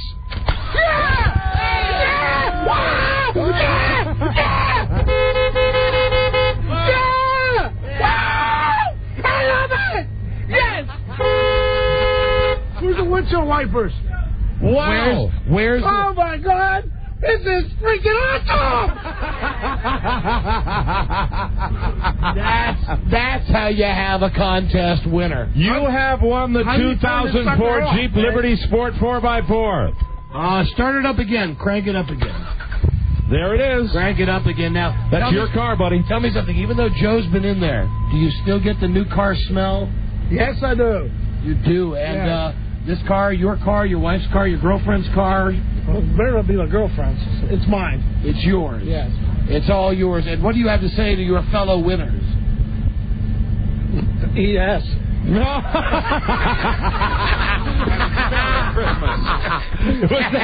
that what I heard? Eat ass. Eat ass. Eat ass. What do you have to say to your fellow contestants? Eat ass. Eat ass. Hold on to that key tightly. Come on, get out of the car. Get out of the car. Get out of the car. Wow, congratulations. That's a good sir. winner. You are a great winner. Come on, give him a round of applause. Give him a round of applause. All right, come here. All right. You're having a moment to digest it. How are you feeling right now? Great. There's a blue Dodge for sale. Blue Dodge for sale. My wife bought it. You feeling pretty overwhelmed? Well, now, hold on. How come, when I said that thing to you about for your wife or for your girlfriend, I don't you have said a girlfriend. No, she'd kill me. Oh, yeah, you said, not for my girlfriend. So you don't have a girlfriend. You have a wife, though. Yes. And you mean to tell, what's your wife's name? Victoria. So Victoria is not going to be driving the 2004 model year Jeep Liberty Sport 4-wheel drive? No, she's got a 28,000 Mitsubishi. She does. Yeah. So did I hear you say this has been your year? Is that what you said? What do you mean by that? I want a set of golf clubs on from the church. There you go. I want a set of golf clubs from the church. It's his year. Give him a round of applause. And I guess the answer to your wife, if she wanted to drive the car, would be eat ass. No, here's the key. Oh, here's the key. Here's the key. That was inspired when you asked him what he'd like to say. And that was a great answer. Yes, eat ass. Eat ass. Mm-hmm. Well, it's got everything. We've run the commercials. Let me see. It's got high back bucket seats. Yeah, that's right. Air conditioning. Where's packages. my copy? Oh, it is? $24,840. From Ferris Jeep. At 4farish.com. All right. Thank you, Buzz. Thank you, Buzz the whore. Thank you, everybody that came down today. Please give yourselves a round of applause. It's very nice meeting y'all. Yeah. I've been listening to you for about 15 years, man. You cracked me. Ow. Much appreciated. Thank you. How are you? Nice to meet you. Cool. All right. Wonderful. Nice? Thank you. You got black listeners out here. That's good. I know it. That's good. And I want everybody to know there's a black man here. I'm very, very afraid. A black man. All right, thank you all. Have a great holiday and congratulations. Happy holidays, everybody, John, and congratulations won again, the sir. car. Thank you. And as a congratulations. Thank you very much. All right, let's get away from these people. That's it, all of you. Oh, and thank you, Outback Steakhouse. No rules, just right, for the great eats, which will continue. And how about that? That's probably one of the best winners we've ever had. Absolutely. Didn't have to walk out of the station. Didn't have to have a meltdown. We had the greatest winning line. What do you say to your fellow contestants? Oh, and I'd like to share that with our general manager, Alan Linewand. Alan Linewand, is hey, he? Al. You're peering around the door. There he is. Thanks, Al. Eat ass. Oh, God. My God. Mike, it's just how far can we go? It's the spirit of the holidays. It's the holiday time. Alan, will you be at the holiday party this evening? Will you be there? Yes. No. Now, hold on. I know I said we're going to break. Have all of our winners left yet? Have all of our winners left? Well, then we have 17. We have 17 people that didn't win. Now, the best that we can do, we have $790 left over on our giveaway budget. If we divided that by 17, everyone would get what? Quick, Rob, do the math. Like $30, $40? I don't know. That's a tough one. Any math whizzes out there? It's 17. Well, how much do we have in the budget? Well, Charlie, we always like taking down to the last possible dime. Oh, it's not? All right, well, then have a great holiday, everybody. That's not what we discussed. Charlie, we'll have some kind of parting gift for everybody, maybe? Huh? They won $100, so the gift they got, we're not giving them anything more. What? Mike, now remember, this was a meeting that I was at. And this is going to piss all of these people off because John, our winner, we're going to give you the $790 for title and tax, so you don't have to pay that on the car. Hey, cool. Hey, I think I might have even been at that meeting. And it was about $60 each. I just noodled it through. But Sorry, everybody. Matter. Well, but everybody else still gets the food. But I'm glad Rob finally did the math so we can tell all these 17 people they're out $60. Well, they never actually had it. Right. That's right. They thought about it, and then it's gone. And Happy holidays. And that's, enjoy the food. That's the way a radio show goes when you get handed a note that's written on the back of a Duracell ProCell battery box. and our big beer distributor winner there got drive responsibly. Yeah, amen, my friend. Amen. Thank you. Happy holidays, everybody. Rob's going to drink a lot of beer during the holidays, so maybe drive that truck of yours up to his house. Bye-bye. Wonderful. Oh, too bad Alan has shut his door. Yes, that's a shame. It's going to be a wonderful holiday party this evening. Great contest, John. Congratulations again, man. How you going? He's right here. Our winner's name is John, right? Was it John? Scott. Oh, I didn't know either. Can't we get these people name tags when we do these contests? So Scott won? Yes, he's right here. Scott, how are you? Very good, very good. You can call me. Would you like to meet our general manager? Hey, hold on a second. Oh, did he leave? Hey, look at this. Hey, we got the office. Hold on. Pretty nice. All We're right. in Alan Linewand's office right now. Okay, take it easy. Pretty cool. Hey, look at this glass. That's absinthe. Let's check it out. What are we having here? He's got a lot of hot sauce. Inbox. Oh, my God. Look at he hasn't filed any papers in years. Look underneath this desk. Here's how he makes his decisions. He's got the 8-ball. He's got the magic 8-ball on his desk. All right, will Alan have a good time at the Christmas party tonight? Outlook good. Mike, look under his desk. Help me describe the fact that under his desk, Alan has piles and piles of old files. The only thing that's missing from under his desk are something like 18 cats. It's like where your feet should go. Right. They can't go there because there's nothing but old files in a box. And hold on, and a bottle of Greased Lightning commercial solution cleaner and degreaser. Will Don and Mike have a good time talking to Alan at the Christmas party tonight? It is decidedly so. I have a question. I don't like these that answers. explains a lot of decisions. Yeah. Will Don and Mike talk to Alan at the Christmas Will Don and Mike talk to Alan at the Christmas party? Here Do it you think comes. Alan is aware that we're in his Without office? a doubt. You think He's listening. Without a doubt. he's aware that we're on his... Oh, here he is. Alan, Hey, welcome. Alan. Hey, Alan. Would you care for some gum? We are now being kicked out of Alan's office. He came back. Alan, thanks for letting me play with your 8-ball. And I ask you not. I stole a penny from behind his desk. Very good. That'll come out in the bookkeeping tonight. Yes, it will. No, let's be honest. It was there with his friend, the dime and the nickel. Cancel the Christmas party. We're a penny short. We're going to break it. We'll be right back. This is the Don and Mike Show. What you see is what you get with Females for Hire. And it's a lot more than you have ever seen. Yes, Females for Hire makes the happy hooker look like Mother Goose. It's all here, all of it, with everything left in and nothing left out. The story of the jungle they call the street and the girls who have become the most dangerous game on earth. Here is the marketplace, the buyers and the sellers, the conners and the conned, the dream and the nightmare. Females for Hire. They guarantee you a good time. The contract doesn't say you'll come out alive. You're playing with fire. With Females for Hire. From Independent International, rated R. Under 17, not admitted without parent. The Don and Mike Show. What you see is what you get with Females for Hire. You can call Don and Mike anytime from anywhere in America. 877-365-3636. They're ready to believe you. What you see is what you get with Females for Hire. Merry f***ing Christmas from the Don and Mike Show. Right. Well, we finally did a contest that worked like all the other radio station contests that I hear, where Seamless, Don. Yeah, where we had except for the 20 keys. We had a good winner. He had a good reaction. He one of the best winners I've ever seen ever. And he was jolly. And thanks to him, and thanks to the Outback Steakhouse and Scott. And thanks to Farrah, Jake, was that his name? No, his name was Scott. Scott. Oh, I kept calling him John. Mm-hmm. His name was Scott, and he was the big winner, and now he's evil because he told everyone to eat us. Hello, Don and Mike Show. Hello. The Don and Mike Show. Hello. Yes. Hello. Hey, Don and Mike. Yeah, hi. Hey, what was that music in the background? No, my wife was watching TV.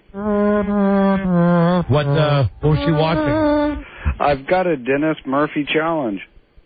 What was your wife watching on television? Matlock. Matlock. Women love him. Matlock. What's your Dennis Murphy challenge? All right. Take your time. What do you get you for Christmas this year? Oh. You know what? There's one person in this room who's very happy right now. Mm-hmm.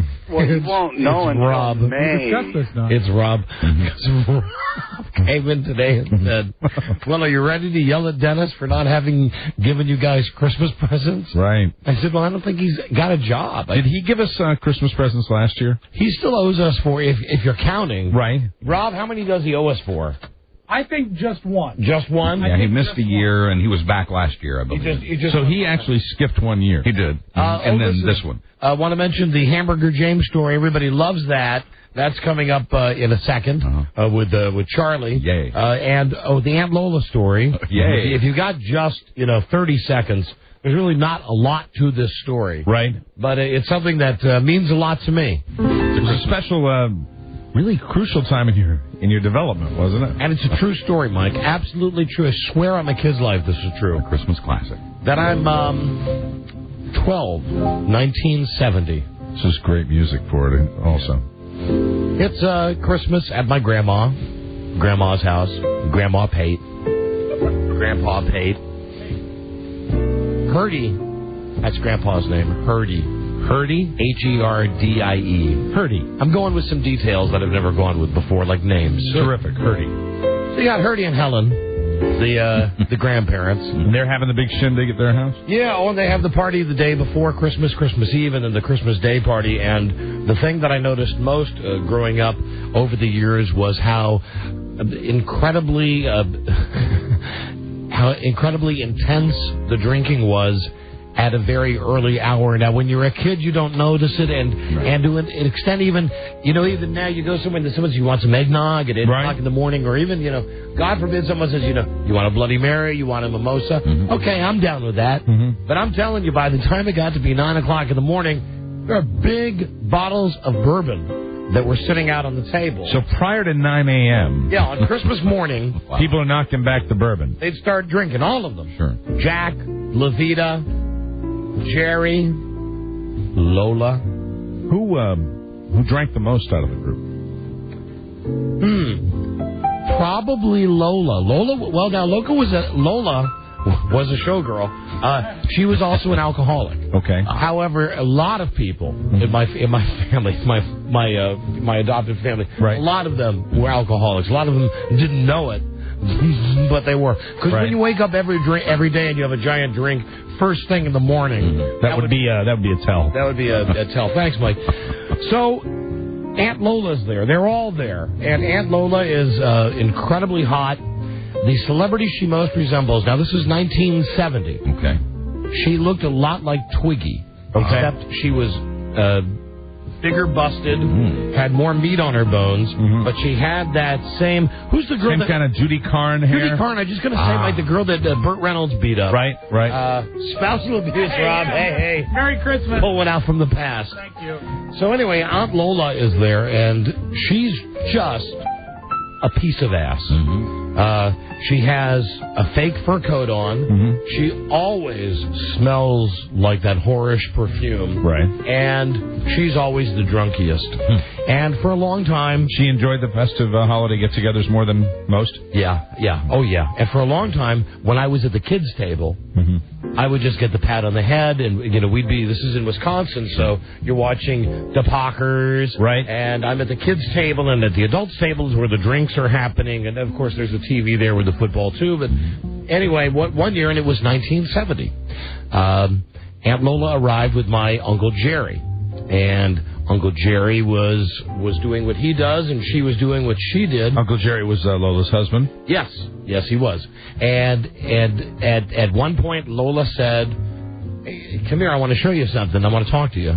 And I said, okay. And we walked right in. My grandma and grandpa had a carport.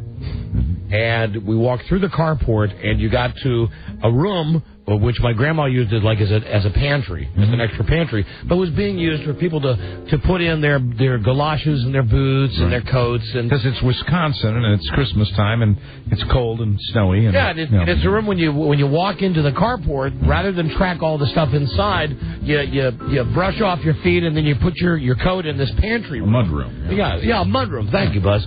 Well, and on the shelves there are like canned goods, like dry mudroom. Right. Oh no, you never told me that happened.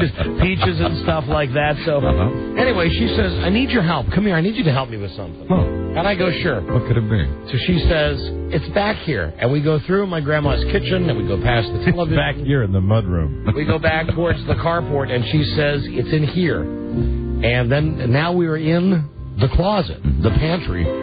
Either way, it's a gigantic, oversized closet, for lack of a better term, and it has one light bulb hanging from the ceiling, with a string. You'll always remember that. You know that deal. A naked light bulb, Don? Yeah, a naked light bulb with a string. And I'm 12, and my Aunt Lola says, "You are really growing up to be a wonderful young man." Something like that. And Some nice auntie thing to say. Yeah, and I can smell the booze on her breath, but it's okay. And she's doing that thing where Had you gotten any inkling? Not Mike, not a clue. Eye contact, anything. Not a clue. Well, you're 12, right? Listen, yeah, and Aunt Lola's hammered. There's no doubt she's hammered. And as she's talking to me, as I remember this, God is my witness, she's rubbing her hand on my shoulder. She's going, "You're a good guy. You know that? You're a good guy. A lot of people in this family are effed up. You're a good guy. You're a straight shooter. You're a good guy. You're always there. You're always there when I need to talk to somebody. You know, Christmas is a tough time. Christmas is a tough time. Did you have a good Christmas this year? Did you have a good Christmas this year? Did you?" And as she's saying this, she's moving closer and closer to me. And then she kissed me. And she didn't just kiss me. She tongued me. And I mean, like, she viciously tongued me. Viciously or well, no, enthusiastically? Passionately. Passionately, she tongued me. And she reached up and pulled the string to turn the light off, at which point I flipped out. Right. And I reached up and turned the light on. Did you run? And not literally, but yeah. You got out of there? Yeah, I got the hell out of there. What was it like with her after that? Okay, now it's good that you asked me this. Okay. Because I remember the first thing I did was I left and I went out. I found my cousin Ronnie. Now, cousin Ronnie's the guy with the oil change. Yeah, the oil change with straws. So I go out and cousin Ronnie and I say, "You are not gonna freaking believe this." And I tell him, Lola would just like give me the tongue in the other room. And sure as S, she comes around the corner. She's just got that little bit of a bump in her ass. Yeah, around the corner. Little sachet. And she sees me and Ronnie. Ronnie's like 16 at the time, just as dumb as a box of rocks, and I'm no better. And she looks over and she gives me a wink to go like that, like not hiding it from cousin Ronnie. Yeah. She knows that I've told cousin Ronnie that she has kissed me. Wow. So I was thinking about the story. It's been quite a few years since I've told it, and the only addition that I have to the story is that at some point, a couple of years later, I mentioned to other people in the family what had happened. Yeah, what did they say? Nobody believed me. Oh. Nobody believed me. Everybody said you're telling tales out of school. Nobody believed me until and it was right before, and she died. She died of liver failure, Mike. Oh dear. Around 1974. Oh my. But in one of those years between 1970 and 1974, when we were sitting around, when I was allowed to go to the adults table, when we were sitting around, it was just a couple of people sitting around.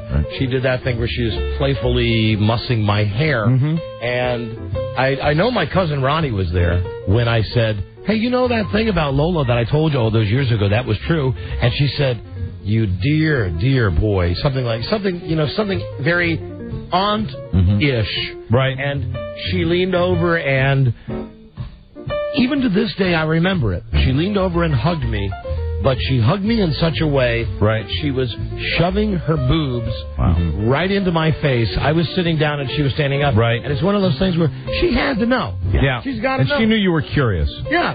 And full of hormones. She's pushing her boobs right in my face as she's saying, "Now." Did you fantasize about Auntie Lola after that? Yes, sir. All the time? Would you be very excited whenever Lola would come over? Yes, sir. You bet you your run ass. down the driveway to greet her? I would go and get Brute and do what I had to do. And, that's where I first, and incidentally, not that it ever led anywhere. Brute. That's the first time I ever put cologne on my genitals. There you go. Was with my Aunt Lola. Wow. I mean, not that she ever was down A habit you maintain to this day. Yeah. Not that she was ever down there. But the Christmas story is that my Aunt Lola, in the closet, really put the moves on me, and I think I could have banged her. Right. I think I could have banged her. And remember, you were a virgin. I'm adopted. Right. Yeah, I was a virgin. I'm adopted, and I didn't know it at the time, but everybody else in the family knew it, including Aunt Lola. So Aunt Lola probably was thinking, hey, there's a good-looking kid. Yep. Filling out his Sears Husky jeans.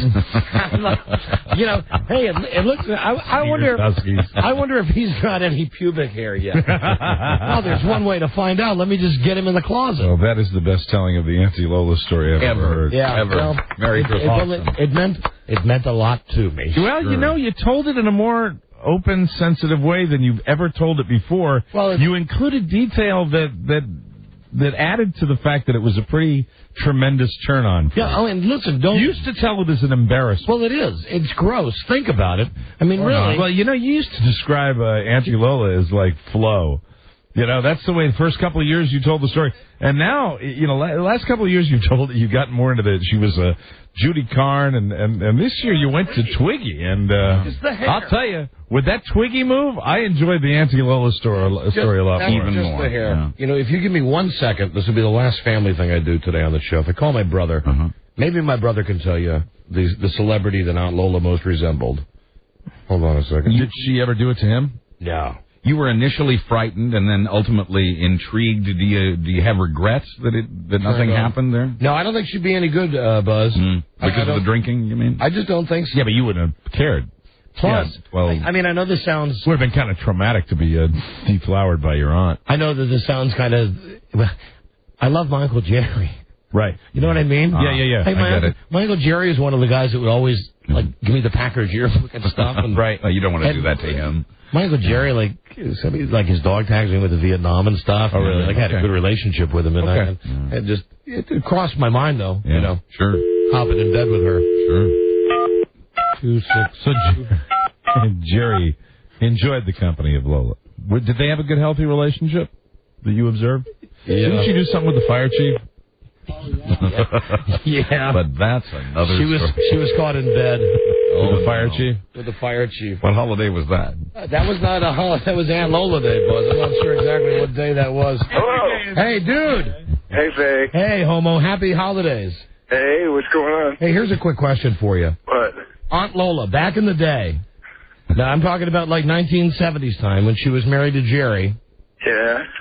Aunt Lola, would you rate her 1 to 10? And I mean, like in her heyday when she would wear the fur coats and the mini skirts. 7. 7. A 7. A 7. Why would you rate her at? I would give her about an 8. I'd say she was pretty hot. Oh, okay. She was pretty hot. I'd rate her about a 7. Rate her about. So you thought she was pretty hot too, huh, Jimmy? Yeah, she was hot for back in them days. Yeah. For back in them days. And what was it with her that eventually that she was in bed with the fireman, or? Oh, I don't know nothing about that. You don't know anything about her getting in? No. Well, you have to ask somebody about that. All I really remember is just Jerry and I getting in a fight about her. What about that? What did you and Jerry fight about? He thought I was over there trying to pick up on her. Oh, really? Jerry did? Wrong brother. What did he say to you? Oh, nothing. He just got pissed off and started yelling and swearing and stuff. Like what? You trying to make time with my woman or something? Yeah, that. Meanwhile, I never tell you about that. No, you never did. Oh man, that was like in '82 when I moved back out here. You know. Wow. Lola was drinking real heavy and. Well, then, I was drinking. Hold on, I stopped over. Wait a minute. Oh, wait, when did she kick? I thought she kicked like in '74. She went with the bad liver, right? She did. She died something like that. Yeah, she got that yellow jaundice or whatever it is. Oh, yeah. The yellow jaundice. Yeah, man, that was like back in '83, '84. Hey, Jimmy. What? You ever hit that? No. All right. Did you ever that laugh? Because you know she kissed me in the closet, but did you ever feel her up? No. Never came man, close. back when in like '82, man, she was skinny as a toothpick. Hey, I tell you, with like the Doogie stuff, right? Yeah, very. But she used to drink vodka, and I was into those vodka gimlets at the time. And I stopped over there in the evening. Jerry was out having dinner with some broker or something like that. He came home and he was all wasted. We were all catching a good buzz, and he thought I was hitting up on her. Oh dear. Hey, do you remember on Christmas morning how early they all used to really start drinking the hard stuff? Oh, yeah, 10 o'clock. Yeah. Well, sometimes, I 10 remember. o'clock. I remember the Bloody Marys and the brandy and water. Yeah. 10 o'clock is fine, Don. Don't worry. You don't lose anything by that hour. Okay, morning. I just remember you go through the carport in Grandma's house. You got the little kids sitting by the TV watching the Packers, and then you make that left-hand turn into Booze Land. Yeah. And my grandma had one of those living rooms where there was plastic covers on all the furniture. Right. So you could never go in the living room where the tree actually was. You could either go in there for about 5 minutes. Yeah, you could go in and look, but you couldn't at the tree and then get out of there. Yeah, then an adult was with you too, standing there watching. And then when you're walking through the other room, don't knock over the bottles. Yeah, and the other room was just Booze City. Just booze. The kitchen area was Booze City, yeah. Just Booze City. And do you remember the year that I don't know if it was Jack and Jerry that got in a fist fight about the Green Bay Packers? No, I don't remember that one. Yeah, well, there was one year, one of them was screaming something about it, and the other guy said, well, I should take you out back and just kick your ass. And they went out in the backyard on Christmas morning and fought, and really just fought. I know it's they both like the Packers, though. It's not a Christmas story, but didn't a TV get thrown because of the Packers? Oh, that was my Uncle Jack. Okay. That was my Uncle Jack. Was he the same one that cried when the Packers lost? Yeah, that's Uncle Jack's the guy that really got me going on the Packers thing. I remember, Jack would cry if Bart Starr made a bad pass. Well, he would drink a lot. He would drink a lot too. So the little things became magnified. Yeah. All right. Well, thanks for sharing that Aunt Lola moment for us. No problem. All right. I'll talk to you soon. Merry Christmas, Jimmy. All right. Have a good Christmas. Yeah, you too. All right. Love you. I'll talk to you soon. Love you too. Bye. All right. Bye. Well, what a bonus. Yeah. It's like a bonus cut. So there you go. That's the Aunt Lola story. Auntie Lola. Auntie Lola. Great old Auntie Lola. And God rest her soul. Yeah. Piece of ass she was. For being your aunt and not being, well, at the time I thought she was related. And after that closet move, I mean, it lasts with you. It's with you to this day. Right, I'm 45 now. It's 12 back then. Still turns you on. When we come back, yes, it does, Mike. Yes, it does. If not for the jaundice, who knows what could have happened. The yellow jaundice. The yellow jaundice. I was back into drinking them vodka gimlets all the time. I loved it. Yeah. He is pure Wisconsin. When you get him saying certain things, it's great. And he is good with a lot of the details. I was back into vodka gimlets at the time. when we come back, the Hamburger James story. We'll be back in less than 10. It's the Don and Mike Show. And in my club, I will splash the pot whenever the I please. The Don and Mike Show. Rich with the good taste of hypocrisy. The Don and Mike Show. Right. I take a second out and thank everybody for listening to the show all year long. This has been a very nutty year for this show. Yes, it has, and you guys have been with us. And we thank you for that. This is it. Today's it. Then we'll be back directly after the New Year. Right. I think the Monday after whatever it is. Right. New Year's Day. That's when they're coming back. Mm-hmm. So enjoy and listen to the best of and do what you do and blah blah. Now we have the Aunt Lola story. Yes. But really, the Christmas tradition around here is the Hamburger James story, and we've had a bit of drama over the years with this because Charlie. Was it last year or the year before? It was last year that Charlie was not feeling well. Charlie was a little under the weather. And you were ready to kill off Charlie. Yes, absolutely. We were worried. And Charlie lives. Charlie lives well. And now, let's bring him in. Happy holiday. La la la la. La la la. La la la. La la. What's going on, Don? All the cart machines are firing. Merry Christmas! That one tripped. When you start to act like Charlie. Hi, Charlie. What's going on? What's happening? All right. 7-layer bars. I know. Charlie. I think I'll try one. Oh, you should, Charlie. Rob's wife, Carrie, outdid herself this year. They're delicious. Charlie. With the 7-layer bars. Got caught in my throat. You okay? Caught in my throat. You okay, Charlie? You need the Heimlich? Charlie? Okay, better. Okay, Charlie? Oh, and Charlie. Yes, Rob. Happy birthday tomorrow. Happy birthday. I'm going to be 63. Wow. 63. Big cake for me. Ice cream and pizza party at the Charlie house. Ice cream and pizza party at the Charlie house. Charlie, you missed something when you were shaving your neck. I know. It's that spot right by your Adam's apple. Always furry. Huh. I never shave my throat. Why? It scares me. Yeah. Scares me. It reminds you of the days. Hi, Joker. It reminds you of the days and the place, doesn't it? Those were bad days. When they would take your temperature. Take my temperature whether I wanted to or not, and they never made me look. I wasn't allowed to look.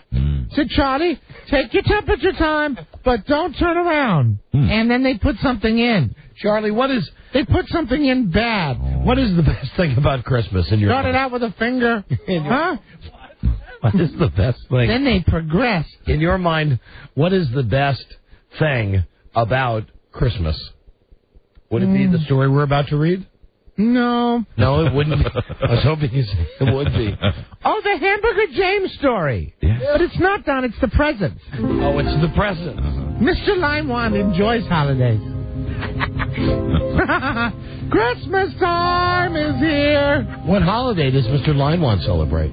Chianica? Correct. Mm-hmm. And how many days of Chianica are there? You remember? 12. No. Remember the Adam Sandler movie? How many crazy nights? 25. How many crazy nights? 8. 8.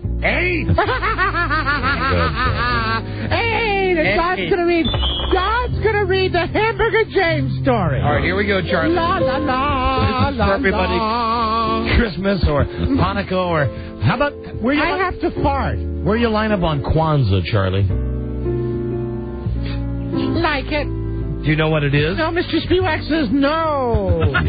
Do you know what Kwanzaa is? Mm-hmm. What is it? It's for people of color. But what is it? Nicely said. It's Christmas in Africa, right? Yeah, you know what? Like I that. don't know. I know you don't. But that's kind of close. I know. I'm so glad we're all here. Yeah. I'm so glad we can all be here around the holiday time. Charlie, here we go with the Hamburger James story. You looking forward to the party tonight? Dude Walker sent me a radio. Oh, no. Charlie. Mr. Spaywak says it's manufactured. I don't know what that word means. What's manufactured? Manufactured. Kwanzaa. Oh, Kwanzaa's man. That's what he said. He would say that. That's why he's falling on the floor. He's bad. He's an evil man.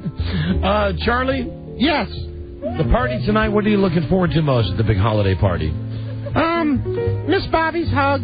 Yeah. Miss Bobby gives the best hugs of anybody. What about J-Law? J-Law's the greatest. These are all people that work here at the station. And what J-Law buys me lunch. What about your friend Wendell Hall, our engineer? No, Don, no. Why? No, I don't want to go near him tonight. Why is that? He gets crazy. He gets spooky crazy. Spooky crazy. Yeah, do you remember the time he was on his knees in front of your wife? Yes, I do. Very, very scary. Charlie, this is fun. Hey, Charlie, here's one last question. Mm-hmm. Your friend who works here in the station, Joan, we call her J-Law. J-Law! Is she allowed to touch it? Yeah. Yeah? So's Miss Bobby. I've got a list of people that can touch it on Christmas. Really? Can they lick it? Yep. They can lick it. They can touch it and they can lick it. And they can kiss it. Jayla, Miss Bobby, and Robbie Gomez. All of them are allowed to touch it, lick it, and if they want to, kiss it. Quite a party. Because that makes the best Christmas ever, Don. You know, you're becoming... Now, how old are you? Not Jag. Oh, you're not Haji? Nope. No, and why is that? Because he's a guy? Mm-hmm. And what's wrong with that? Because that's bad. Yeah. What? Mr. Spiewak says that's not natural. That's learned behavior. Learned behavior. Mr. Spiewak's a bigot. Hey, Charlie? Yes, Don? You know who Hamburger James is, right? Oh, no. What's wrong? What's wrong, Charlie? This is the radio that Dude Walker got me. Yeah? I can't keep it. Why? Mr. Spiewak said I can't keep anything that has this on it. What does it say on it? Made in China. Yeah, throw it away, Charlie. I have to throw it away. Yeah, that's right. There you go. Goodbye. The batteries are... Nope, the batteries aren't either. Nope. Kimway. Batteries are... Kimmy. Guangzhou KW battery. Gotta throw those away, too. But I love the holidays. Yeah, they can all kiss it. I'm trying to think. I'd like to have some other people kiss it this year. Who else? Who else? Let's think about some of the ladies who work Madonna. here. Madonna. Hey, what about Charlie's wife, Lisa? Yeah. Yeah. Oh. Teresa. Teresa? You want Teresa to lick it? No, just touch it. Just touch it? I think they all can. Together. One time they all did. They all did it at the same time. Really? Yeah, Charlie? And something came out. What? I spilled something.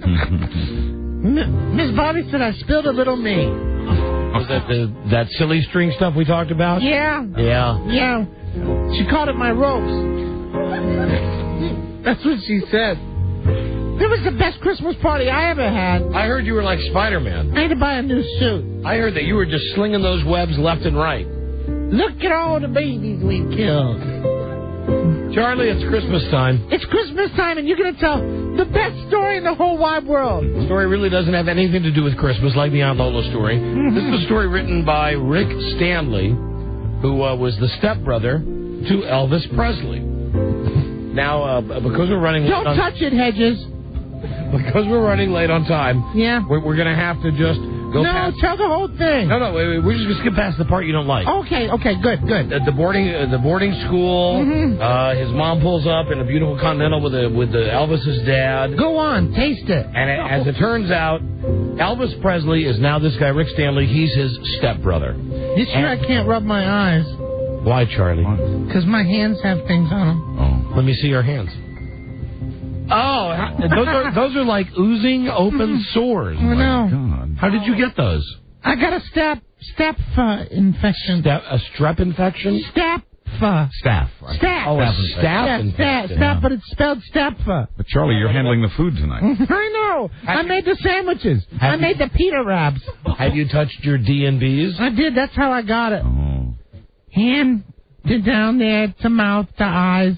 You're I look like Woogie.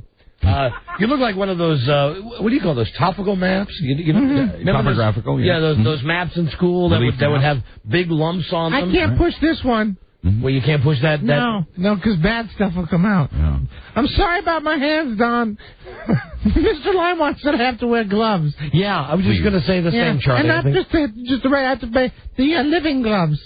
Playtex. Oh, yeah. When I'm serving the food.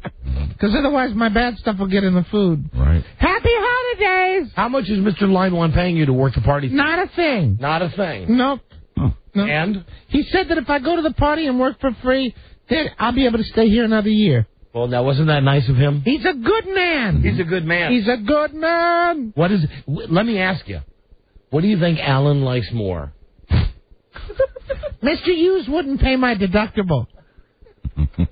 And I got a lot of doctor's visits. Yeah, what did you do? Because of my... What? My Duke. Well, now, Remember when I had to go to the doctor for my Duke? I didn't know we were going to talk about your Duke. But you know what happened. Well, no, I don't really... That's why the hands are this way, too. Oh, right, because it was... Scratch, itch. Right, then... In the Duke. And it all got mixed up. So I learned now, though. It would be hand to anus to crotch. Yeah, I face. can never scratch my Duke without washing my hands first. And not while eating peanuts. I'm feeling much better, thank you. I'm feeling much better, thank you. Is it itchy Good now? Time. Yes, it always is. Oh. But that's because the doctor told me that won't happen if I use sphincterine. Oh, we mentioned that the other day on the show. Mm-hmm. So he also said for about a month I had to visit my friend. What do you mean? What? I don't get that. Sue. Oh. Sue Pository. But I'm doing well now. A little bit. What do you want for Christmas, Charlie? I don't know. I mean, I got lots of stuff that I like. What about the usual stuff, like pizza and ice cream? I don't know. I'm 63 tomorrow. Can I believe that. So now you have maybe a more mature wish list, Charlie, now that you're going to be 63? Yeah, Charlie?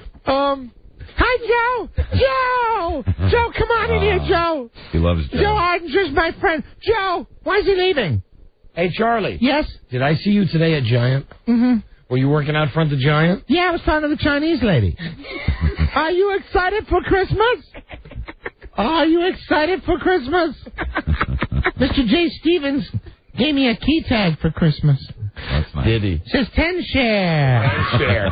Mm-hmm. Yeah, he's a midget. Did you know that, Charlie? Tiny, small man. He could be Been right in the palm of my hand. He could be on that HBO show Carnival. Yeah, I don't like that show. That's scary. That reminds you of how it used to be for you, right? That's exactly how it used to be. Wow. Everybody was dirty. Now listen, here's what we're going to have to do. Mm-hmm.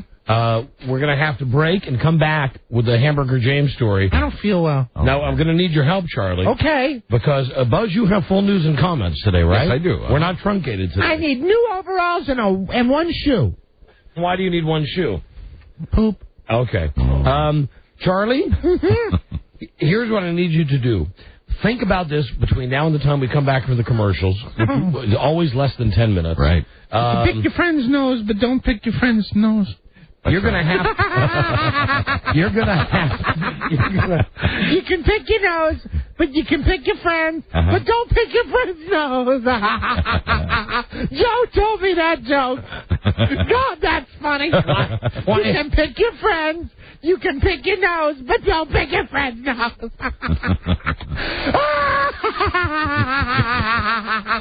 Have you ever? I haven't laughed like that in years. Have you ever picked your friend's nose? No, I picked other things on people though. Like what? Back when I used to live with all the other people. Oh, at the group home? Mm-hmm. Somebody said, pick the lint out. Oh. Pick the lint out of The guy said, that's not where lint goes. When we come Grandma got run over by a reindeer. When we come back, nits and ticks. When we come back, you got to figure out where you want me to jump into the story because we've just wasted time here. I got lice. I love talking to you. I'd rather just talk to you than read the story. I want to hear some of the story though, Don. Please. This is my question for you. What part do you want to hear? The part where they go to the airport. Okay. With the guns. Okay. Where the with the guns. You can pick your nose. You can pick your friend, but don't pick your friend's nose.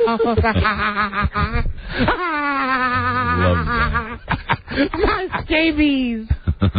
I got scabies. Your talons. Oh, my God. It's been a long time. Okay, Charlie. It's been such a long time. Oh, you're doing the Boston. That should be going. I got head lice.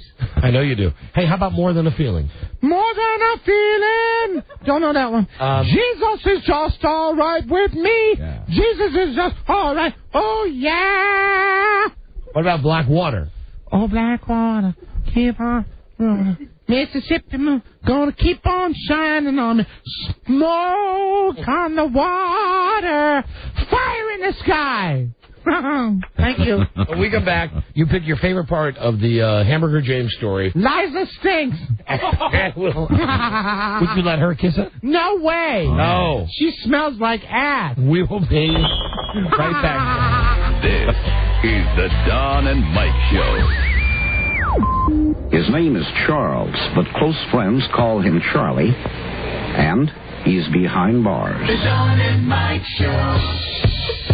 Well, spank my ass and call me Charlie. Isn't this exciting? The Don and Mike Show. Right. Na na na na na na na na na na na na na na na na na. Got milk.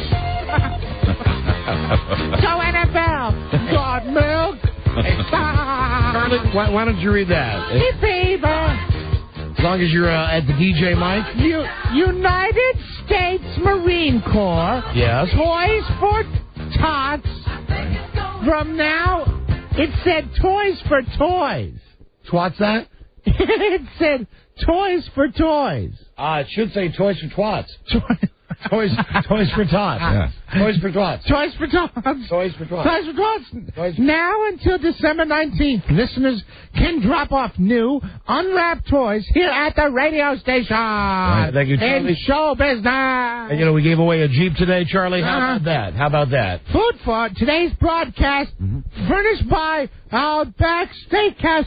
Good day. Good day. Good. Outback Steakhouse providing food during today's broadcast. Give a gift they can sink their teeth into. Outback Steakhouse holiday gift certificates in $10, $25, and $50 abominations. Denominations. Charlie. Two right for everyone on your list. Outback Steakhouse. Okay. No rules, just right. Good fries, Mr. McWilliams. Charlie, we're going to get to the Hamburger James story now. All righty then. And you wanted where they're in the airport, correct? In the air tonight. I can see you in the air tonight. Oh, let's see. You did it. You killed my friend. Jim McWilliams has no soul. Here we go, Charlie. Soulless man. Charlie, can I at least mention the kit? Yeah. That Elvis, No. Elvis, whenever he traveled, would travel with something that his stepbrother, Rick, had to keep for him. His kit. It's called the kit. The kit. He had all sorts of stuff in the kit, Don. He did. It had all kinds of uppers. Got milk? Dexedrine, Black Beauties. Then you've got the Class A Percodan, Demerol, Codeine. Many drugs. Barbiturates. Towards the end, there was liquid Demerol, needles. Plus, he had money inside the kit, $10,000 in a wallet. In a wallet, his makeup, his driver's license, and lots of jewelry. Elvis started taking prescription drugs from his mother when he was a young man, antidepressants, and Charlie, drop the F-bomb. Sorry. A lot of big money performers think it's fun to have servants hanging around. There was a guy that ended up working for Elvis, helping me, but he didn't have much of a job. Right. Mainly, he went for stuff like hamburgers. We all called him Hamburger James. Well, I'm up in Elvis's suite one day, and he yells out to me from his bathroom that somebody's been in his kit. I can't wait for the party. He said some things were missing. Some money and some pictures. Well, we ran all over the place, and the only person we couldn't find was Hamburger James. Everybody say Hamburger James. Wee! Miss Bobby said to me, "Got milk?" Elvis was more than mad. Mustache. He was in a wild rage. And it spread to everybody. Right. You see, Elvis also had pictures in his kit. I didn't look at them. I think they were pictures of Priscilla. Tasteful nudes. Hamburger James took some of them, too. So Elvis was hot. He's hot, man. Man, was he hot. Oh, was he hot. Everybody's running around looking for Hamburger James, and somebody says, I'll bet he's at the airport. Yeah, he's at the airport with the drugs. We were in Las Vegas at the time. Elvis screams, "Get in the car." And we race out of the hotel and pile into a couple of cars. Don? Yeah, Charlie. At the party, we'll celebrate another great year. Yes. There were 6 or 7 of us. We're driving like crazy because somebody found out a plane is supposed to leave from Memphis in a few minutes. Go get 'em, boys! We come screeching up to the airport. Everybody piles out. People are wearing guns on shoulder holsters and they don't have coats on. Shoot 'em, get 'em, bite 'em, kick 'em. Elvis is right there with us. Everybody is running up to the different counters, looking over the crowd, trying to find Hamburger James. Oh, lick it good. Everybody in the place is freaking out. Women are grabbing the kids and hugging them with all these guys in guns running all over the place. Remember, make it spit. This was Vegas 1974. 74. Stars like Elvis are protected in places like Las Vegas. They take care of them. Finally, somebody runs up and says he found out the plane from Memphis is leaving the gate. Oh, no. Hamburger James is on the plane. Go get him, boys. So we all run like mad to get up there. The guys are pounding on the glass, and Elvis runs up to the girl at the gate desk and yells, "Stop that plane, stop that plane." She ignores him for a second or two, then she starts to get hysterical, and she screams, "I can't." Then Elvis pulls out a police badge, one of the many he'd been given over the years, and flashes at her and yells, "I'm a federal officer. Oh, stop that plane. Stop that plane. I'm a federal officer, lady. Then she sees it's Elvis, and she goes all buttery. Buttery-like, because she knows Elvis is a star. She starts whimpering like, oh, it's you. Can I have your autograph? Kaleidoscope eye. And he's yelling, stop that plane. I'm a federal officer. I'm a federal officer. Tell you, goddammit, I want that plane stopped right now. I never did understand why. At the party, we'll talk to old friends and make some new ones. I never did understand why. I want to talk to the guy that looks like the 70s porn star. Which one? I don't know. A lot of them. A lot of tight sphincters. I never did understand why, but the plane stopped and pulled back to the gate. Go back in. Hamburger James is in trouble now, boy. They opened the door, and Elvis's bodyguards ran down the aisles, and there in the back was old Hamburger James. Hamburger James is in trouble. They dragged him right up the aisle, off the plane, and out of the airport. You bet. He was wailing and crying and trying to get away. Well, he should know better. Some of the guys are punching him once in a while to get him to shut up. Bam, ultimate fighting. I'm sure he thought we were going to take him out in the desert and dig him a grave. Mr. Limewine will certainly have a speech to make. We race back to the hotel, and Elvis's people drag Hamburger James into the elevator up to Elvis's suite, and they throw him down on the couch. Elvis walks up, and the crowd of people parts. Hamburger James is sobbing like crazy, scared to death. Elvis walks up in front of him. You have a monkey in the studio. With a hat. Oh, the monkey. You just saw that? The monkey smoking cigars? That's the greatest. Go ahead. I did that in school, too. Don't worry, Charlie. I'm sorry. Where was I? Oh, hold on, Charlie. We're almost to the best part. Hey, get him on the plane. No, he's off the plane. They're off the plane now. Carry on, sir. Elvis walks in front of him. Onward. He leans down and picks up a big, heavy coffee table. Oh, no. He doesn't say anything. He's dead quiet. I'm thinking, oh, God, he's going to murder him. He's going to kill him with the table. Elvis is going to smash this guy in the head of the table. How are we going to talk our way out of this? He's going to bash your brains in. But Elvis puts the table down to one side. Then he walks up to Hamburger James. Holy ass. Looks at him real cold and quiet. Elvis reaches over while Hamburger James is looking straight at him, scared to death. And he slaps him twice.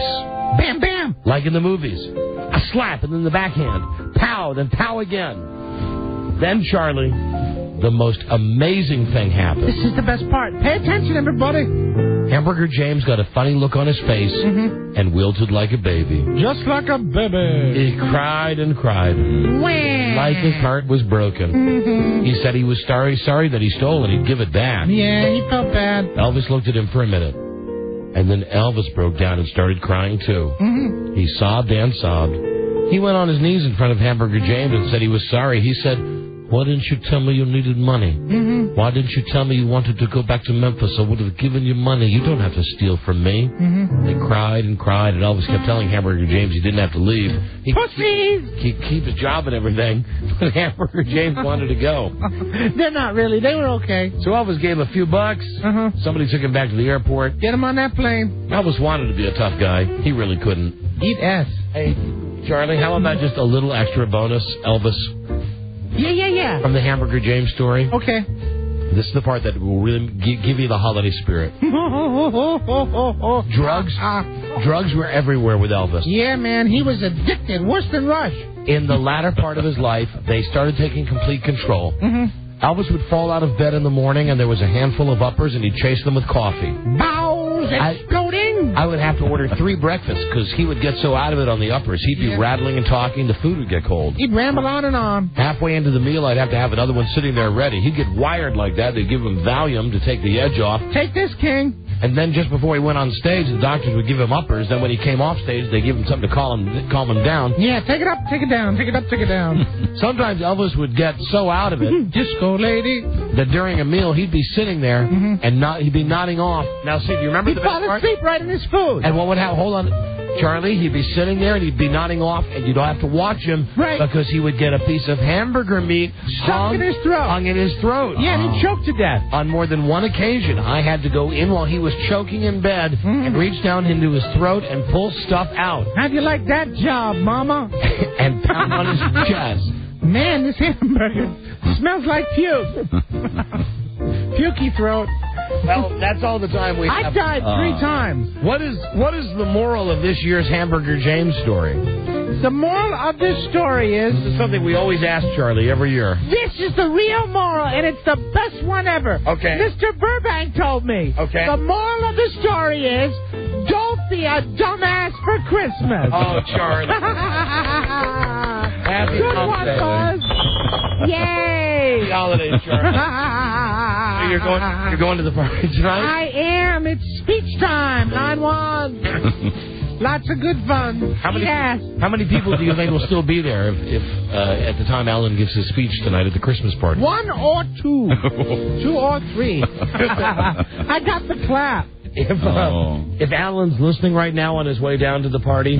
I love you, Mr. Limewad. I love you. Thank you for giving me a job for another year. And he wants to give his speech while we're at the party? What, how long should he... I mean, from the time we get in, how long are we staying there? 1 hour. 1 hour? No more. 1 hour, no more? Not 1 second more. There'll be trouble. And I heard Mr. O'Mara's going to walk around the room and not break stride. I heard... I heard that Mr. Omaris is going to walk in the room. Do the whole perimeter, then walk right out. And then walk right to his car and drive. That's what I heard Mr. Omaris do. Keep the engine running, boys.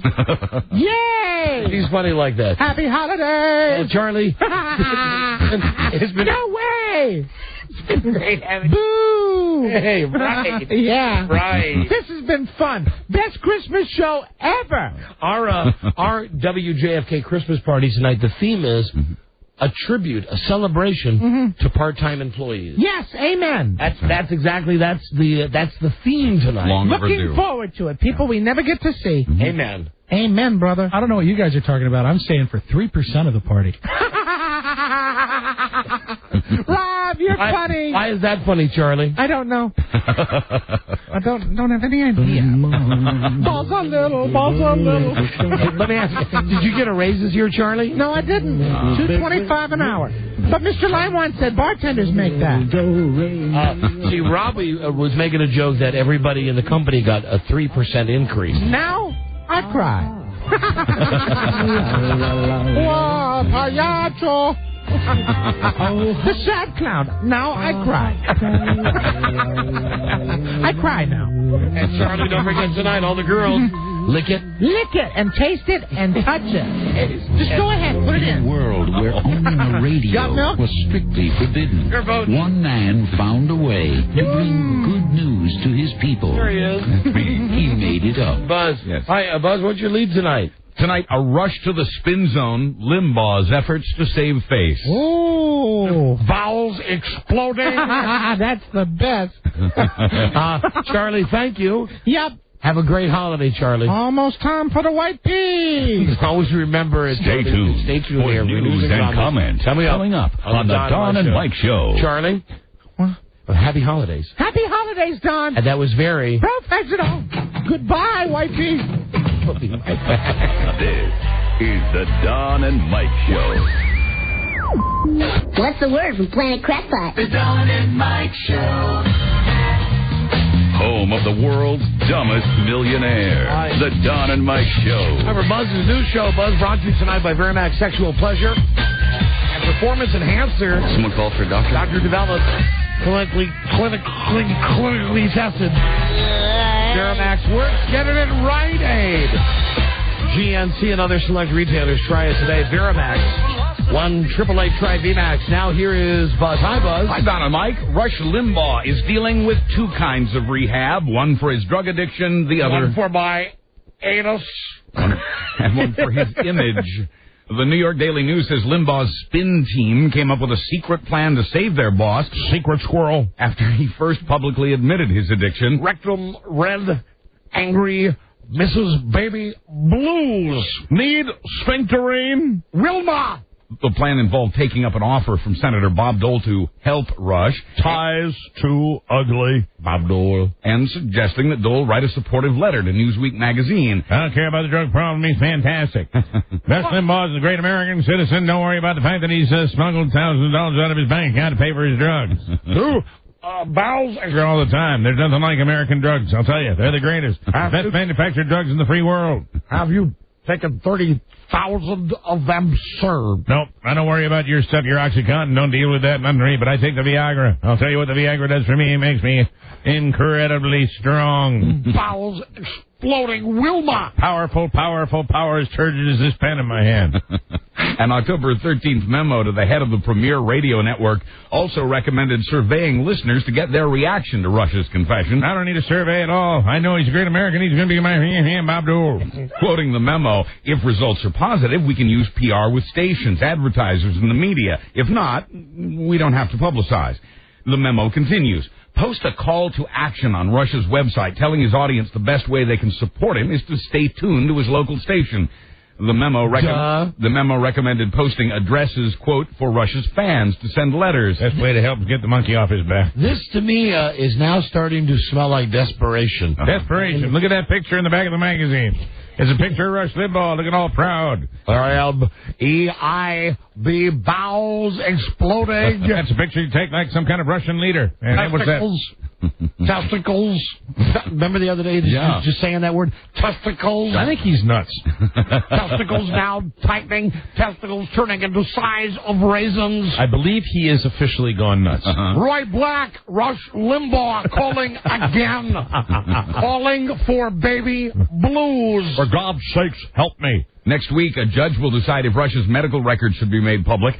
Prosecutors say it shows the beleaguered blowhard went doctor shopping to get the pills to which he was addicted. Dr. Bombay, Rush Limbaugh, EIB. The National Enquirer, meanwhile, reports that the legal noose is tightening around Limbaugh and that he could be arrested in just a few days. Merry Christmas. I want to really with Michael Jackson. That's what the Enquirer is saying. Bowels. Oh, dear. Must escape. Must flee. Flee country. Costa Rica. EIB from Nicaragua. Hello from Honduras. It's great to be here in Canada. Rush Limbaugh from Uruguay. I am doing my broadcast from Sweden today. Well, that's okay. That's where you win. Because the Swiss, they go through history. Hitler, whoever it is, they go, hey, hands off, whatever you do. Right. Leave us alone. We want to make chocolate. Live from Switzerland. And we want to let people put their money in the bank here. And we want to ask who you killed to get the money. We're the Swiss. I will be going between Switzerland and Sweden. You know, the Swiss are simply French with a little more panache. The Swiss, I believe, are the equal of the French, but the French just go, oh, we are cowards. We will bend over for you now, Mr. Hitler. Right. And the Swiss go, hey, Hitler, Hussein, what's happening? We got a nice country. Just pass on through. Take a look at our bank accounts. The Swiss have to be a little more agreeable because they don't have the size and they don't have the location. So they just have to be agreeable. But they do have the girl. Yes, they do. The Swiss Miss. Yeah. Oh, and a pretty country. And a great cheese. Mm-hmm. And great knives. When we heard that Ozzy Osbourne was mumbling after his emergency surgery, we knew he was on his way back to being his old self. I'll tell you my ATV. I just touched her. I just tell you I just broke my collarbone. Jack! Hello, Daddy. Jack, how come you're not wearing your bra? I'm lactating, Daddy. Daddy, look, I'm milk. Daddy. Hey, you're lactating. But now we hear just how close Ozzy came to checking out. Oh, no. A London newspaper is quoting Ozzy's wife Sharon as saying the addled rocker actually stopped breathing for well over a minute after he crashed his off-road vehicle. Watch any episode of the Osbourne. Really, you can pick 1,000 moments where it looks like Ozzy's not breathing. That's every night. Ozzy has awake apnea. He says one of his security guards resuscitated him. Ozzy's doctor says he expects the 55-year-old to make a steady recovery for now. Steady recovery coming up, Jack. Jack lactating. He's still on a ventilator for now. Jack, breastfeed me, Jack. Daddy, Dad, where's me bra? Where's me nursing bra? Jack Oswald's got mitts. He's got mitts. Got giant man teeth. Hello, Daddy. Jack's giant man teeth. Daddy, take me for my permanent. Please do some push-ups. Please. Well, the picture is not getting any rosier for music producer Phil Spector.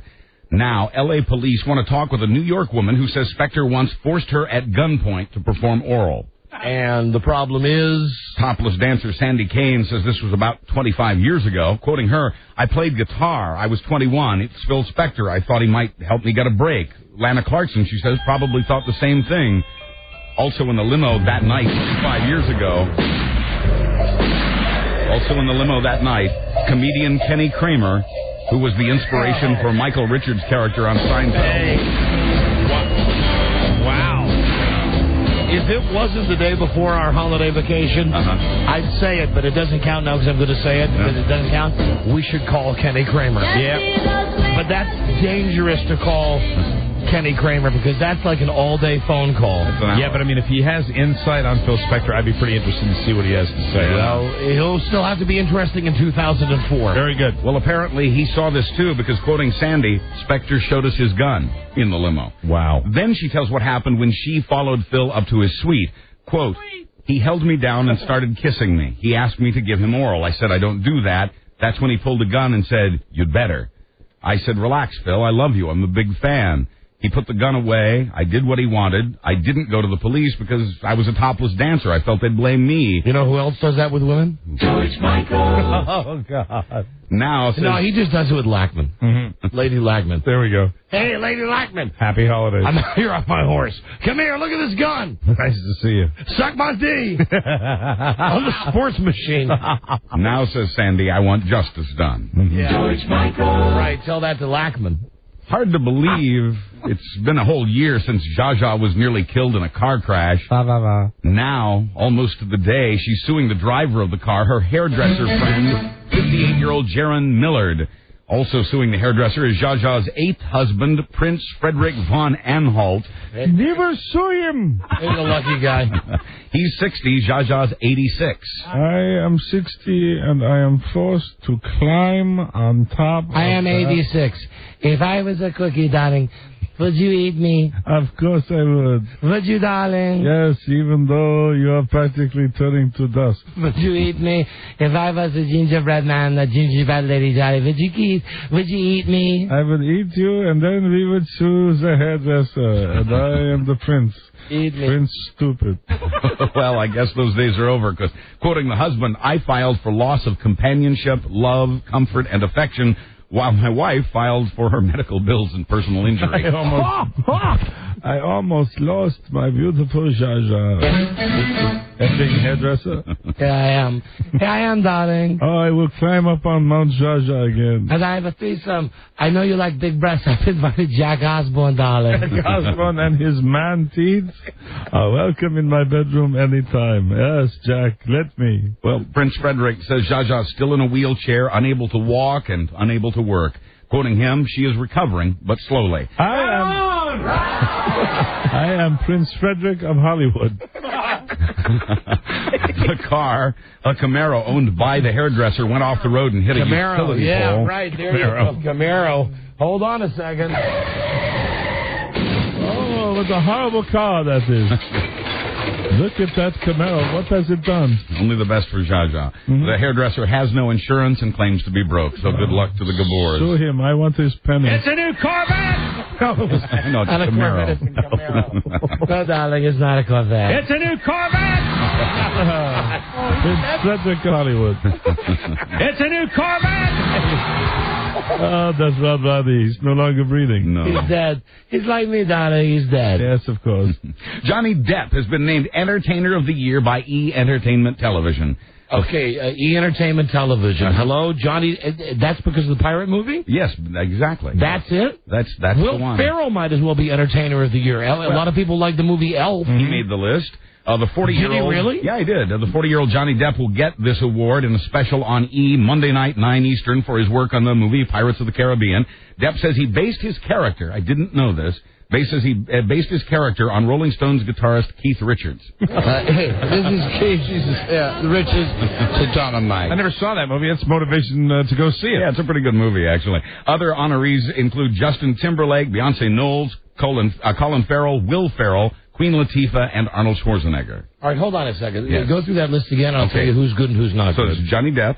He's okay. I didn't like the pirate movie, but he's talented. Right. Good. Justin Timberlake. The faggot. Bad. Beyonce Knowles. Good. Colin Farrell. Good. Yeah, very good. His brother Will Ferrell. Hey, Buzz with the funny pills. Queen Latifah. Wait a minute, Will Ferrell. Yeah, I'm waiting. I'm waiting for a comment on Will Thumbs up, Ferrell. I have thumbs down. one. Yeah, he belongs there. I'm sorry, old school and Tom Elf. says Yes. Let me just say, if you haven't seen Elf, that's Santa. I know him. You have to see the movie. It's a dumb movie, but it's a great moment. Is it like Dumb and Dumber? No. It's where if you go in expecting a dumb movie, you'll enjoy it. No, it's got a Mike, it's got a message.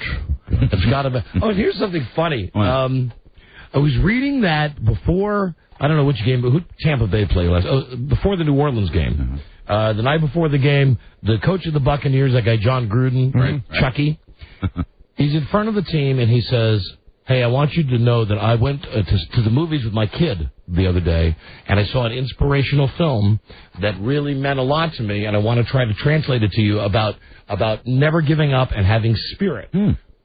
The movie is Elf. And apparently when he announced the movie was Elf, you know, all the players on his team started to laugh. And then he said, no, serious.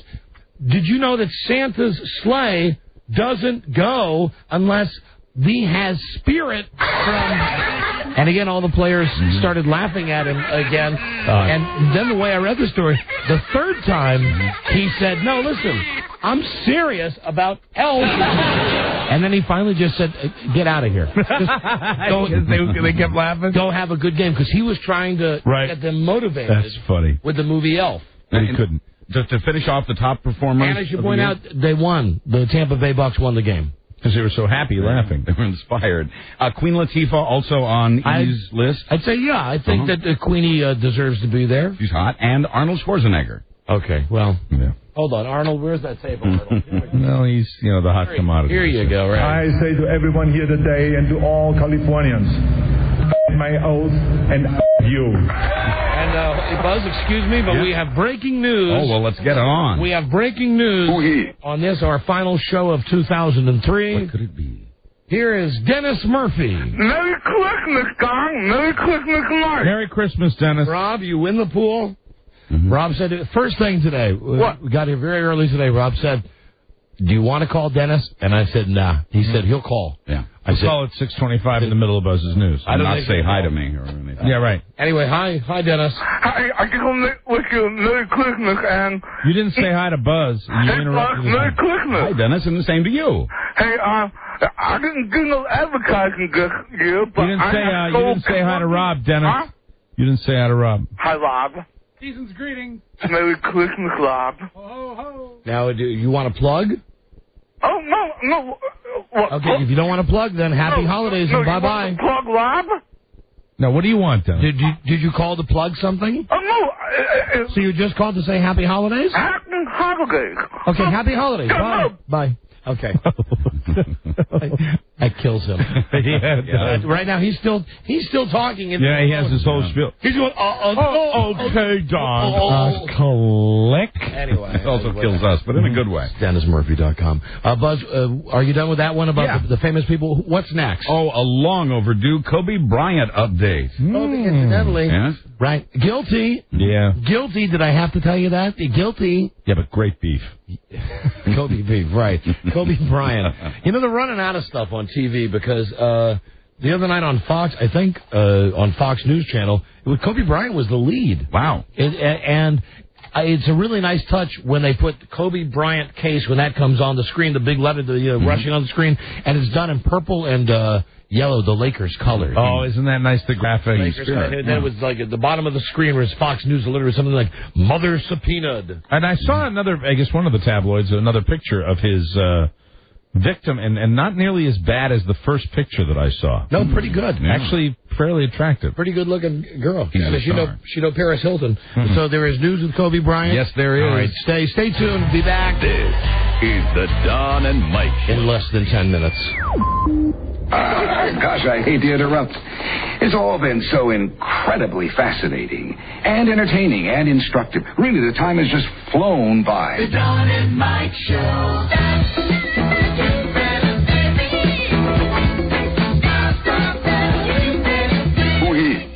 They welcome vicious personalities. personal attack.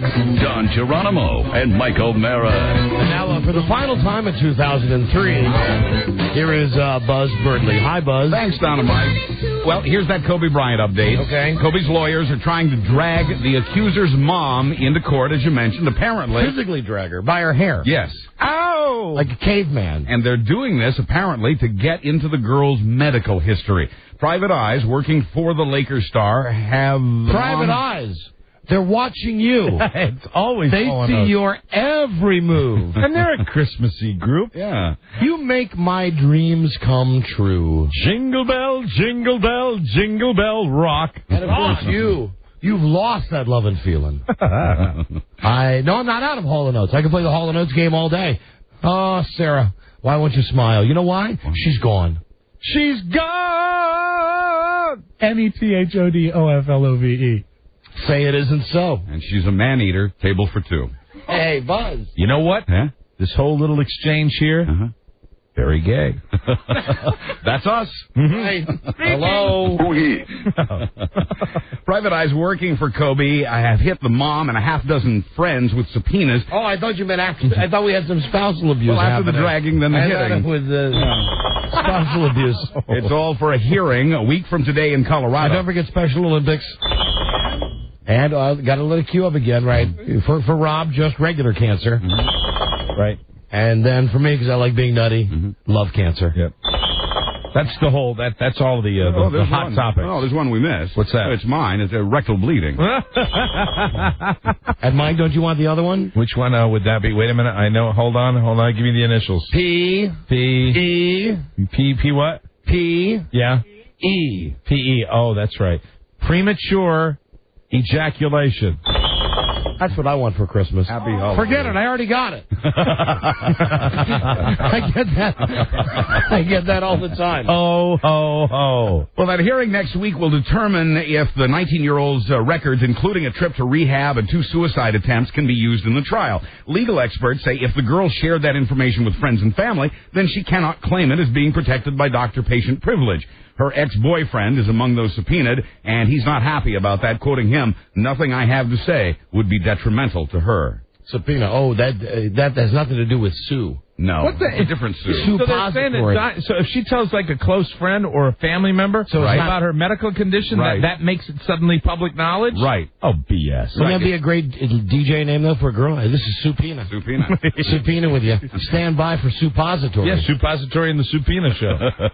The U.S. Postal Service is angry about a skit scheduled to air tomorrow night on Fox's Mad TV.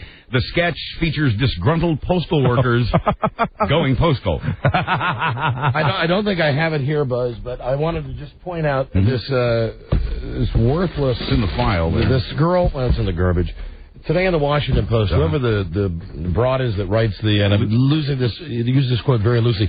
The TV column. Lisa DeMoray? Right. She doesn't have a freaking... clue. No, never. When she writes about stuff that people watch, when she writes about stuff that gets good ratings, she doesn't understand what was the point of all this? What's the story about? Well, allow me to tell you. Hold on, because I'm going somewhere, Buzz. It's the end of the year. I'm running out of gas here, but I had a thought. You said Mad TV postal sketch. Mad TV. She wrote about this in the Washington Post, right? And I think, generally speaking, we got a pretty good sense in this room, today's show notwithstanding, about what's funny. At least we know what we think is funny. We're all in agreement. You line them up right next to each other. Mad TV kicks the crap out of Saturday Night Live. Consistently, almost on a weekly basis. Yeah, right, Buzz, even on a bad day. Right. Well, what she wrote in the Washington Post today was that the postal workers were upset about this sketch, but who would care, because Mad TV only has 4 million viewers and Saturday Night Live has 7 million, and besides, Saturday Night Live is so much funnier than Mad TV. Oh, she's out of her mind. Yeah, she really is. OOT, out of touch. And she was also amazed, but proud of the fact that... who's the Bachelorette? Is it Trista? Yeah, that's right. That show was on Wednesday night. They got married on TV. Right. And apparently did, killer numbers. Yeah. In every top 10 market except Washington, where it got beaten by, I think, Law and Order, right, and maybe by the 10 o'clock news. Right. And she was, if you read the column today, she's she has to be an ugly woman to begin with, because anytime there's any piece of ass on TV, whether it's someone dumb like Paris Hilton, right, or someone manipulating like this Bachelorette girl, she goes for their looks, and she wants to hold up the Washington community to say, now look at this. We are the only top 10 market that didn't embrace this piece of crap show. Right. And I got news for you, honey. We Americans, this is what we enjoy watching, is pieces of crap. That's right. And now, back to Buzz. Touche. If you would like... Bully!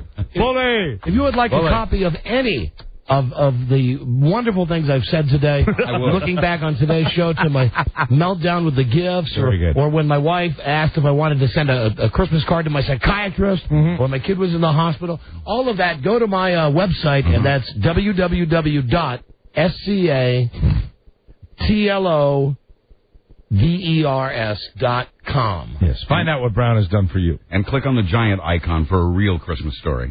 A senior Postal Service executive calls the sketch unfair and scurrilous, and he's urging his 750,000 employees to let Fox know they feel the same way. Give me a break. Like, everybody doesn't make fun of... We've had people from the post office call us up. Right. Postal people make jokes about going postal. Where was that post office where they used to call us from and say they had the yellow line? Yeah. Remember that they couldn't go behind. You had to walk...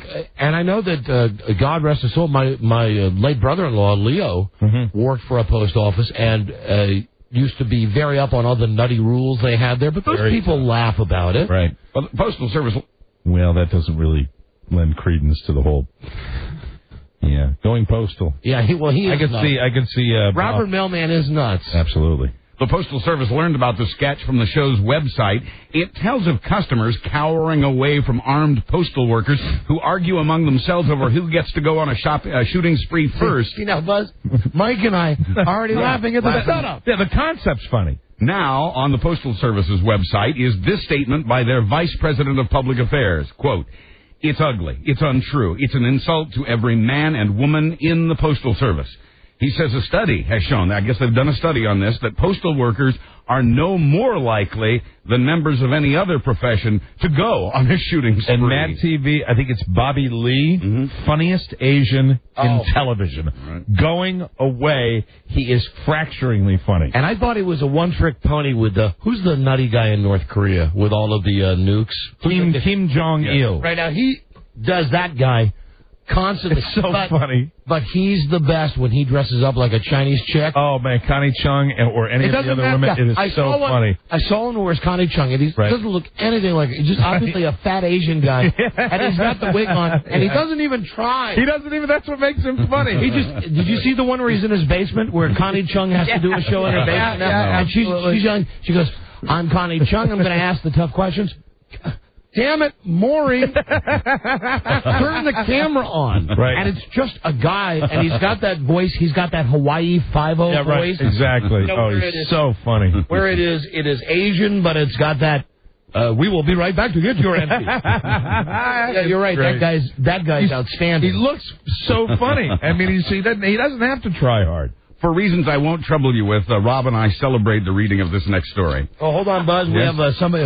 I promise we'll get to that. Here is a postal worker. Very good. Checking in from Wichita, Kansas. Dave. Yes. You work for the post office?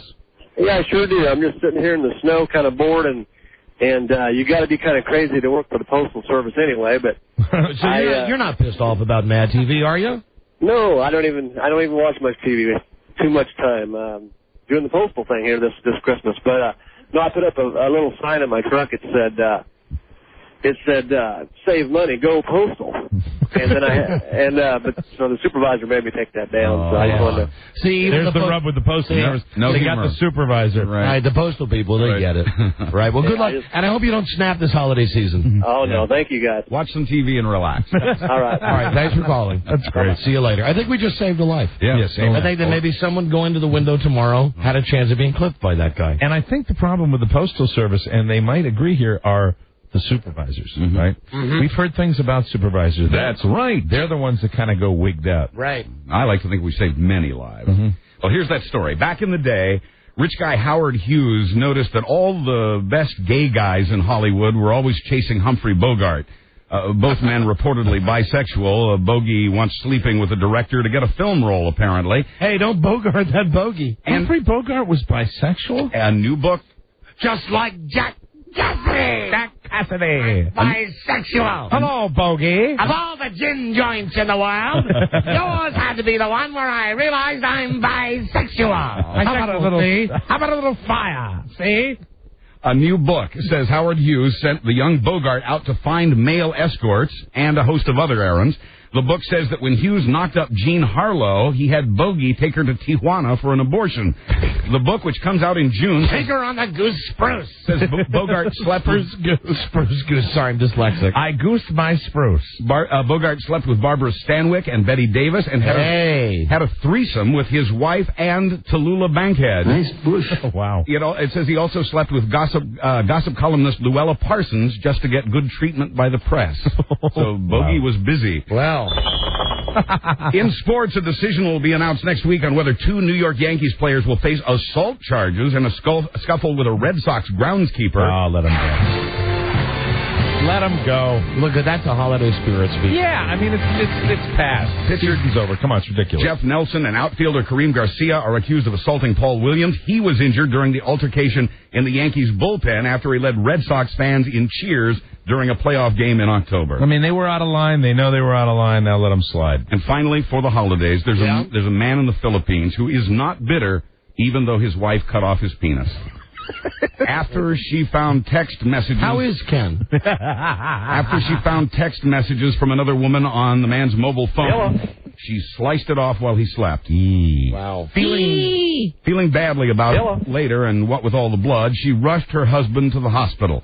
But she forgot to bring the missing piece. Oh, no. Right. In her defense, Ain't that always the way? She did race home to get it, and she got it in time. Doctors were able to reattach it. Girl cuts off the guy's D, forgets it. What, that Bobbit woman threw it at 7-Eleven? Yeah, I mean, you think they'd remember. Well, the man later told a local radio station that he had forgiven his wife for what she'd done, but that he's not sure she's forgiven him.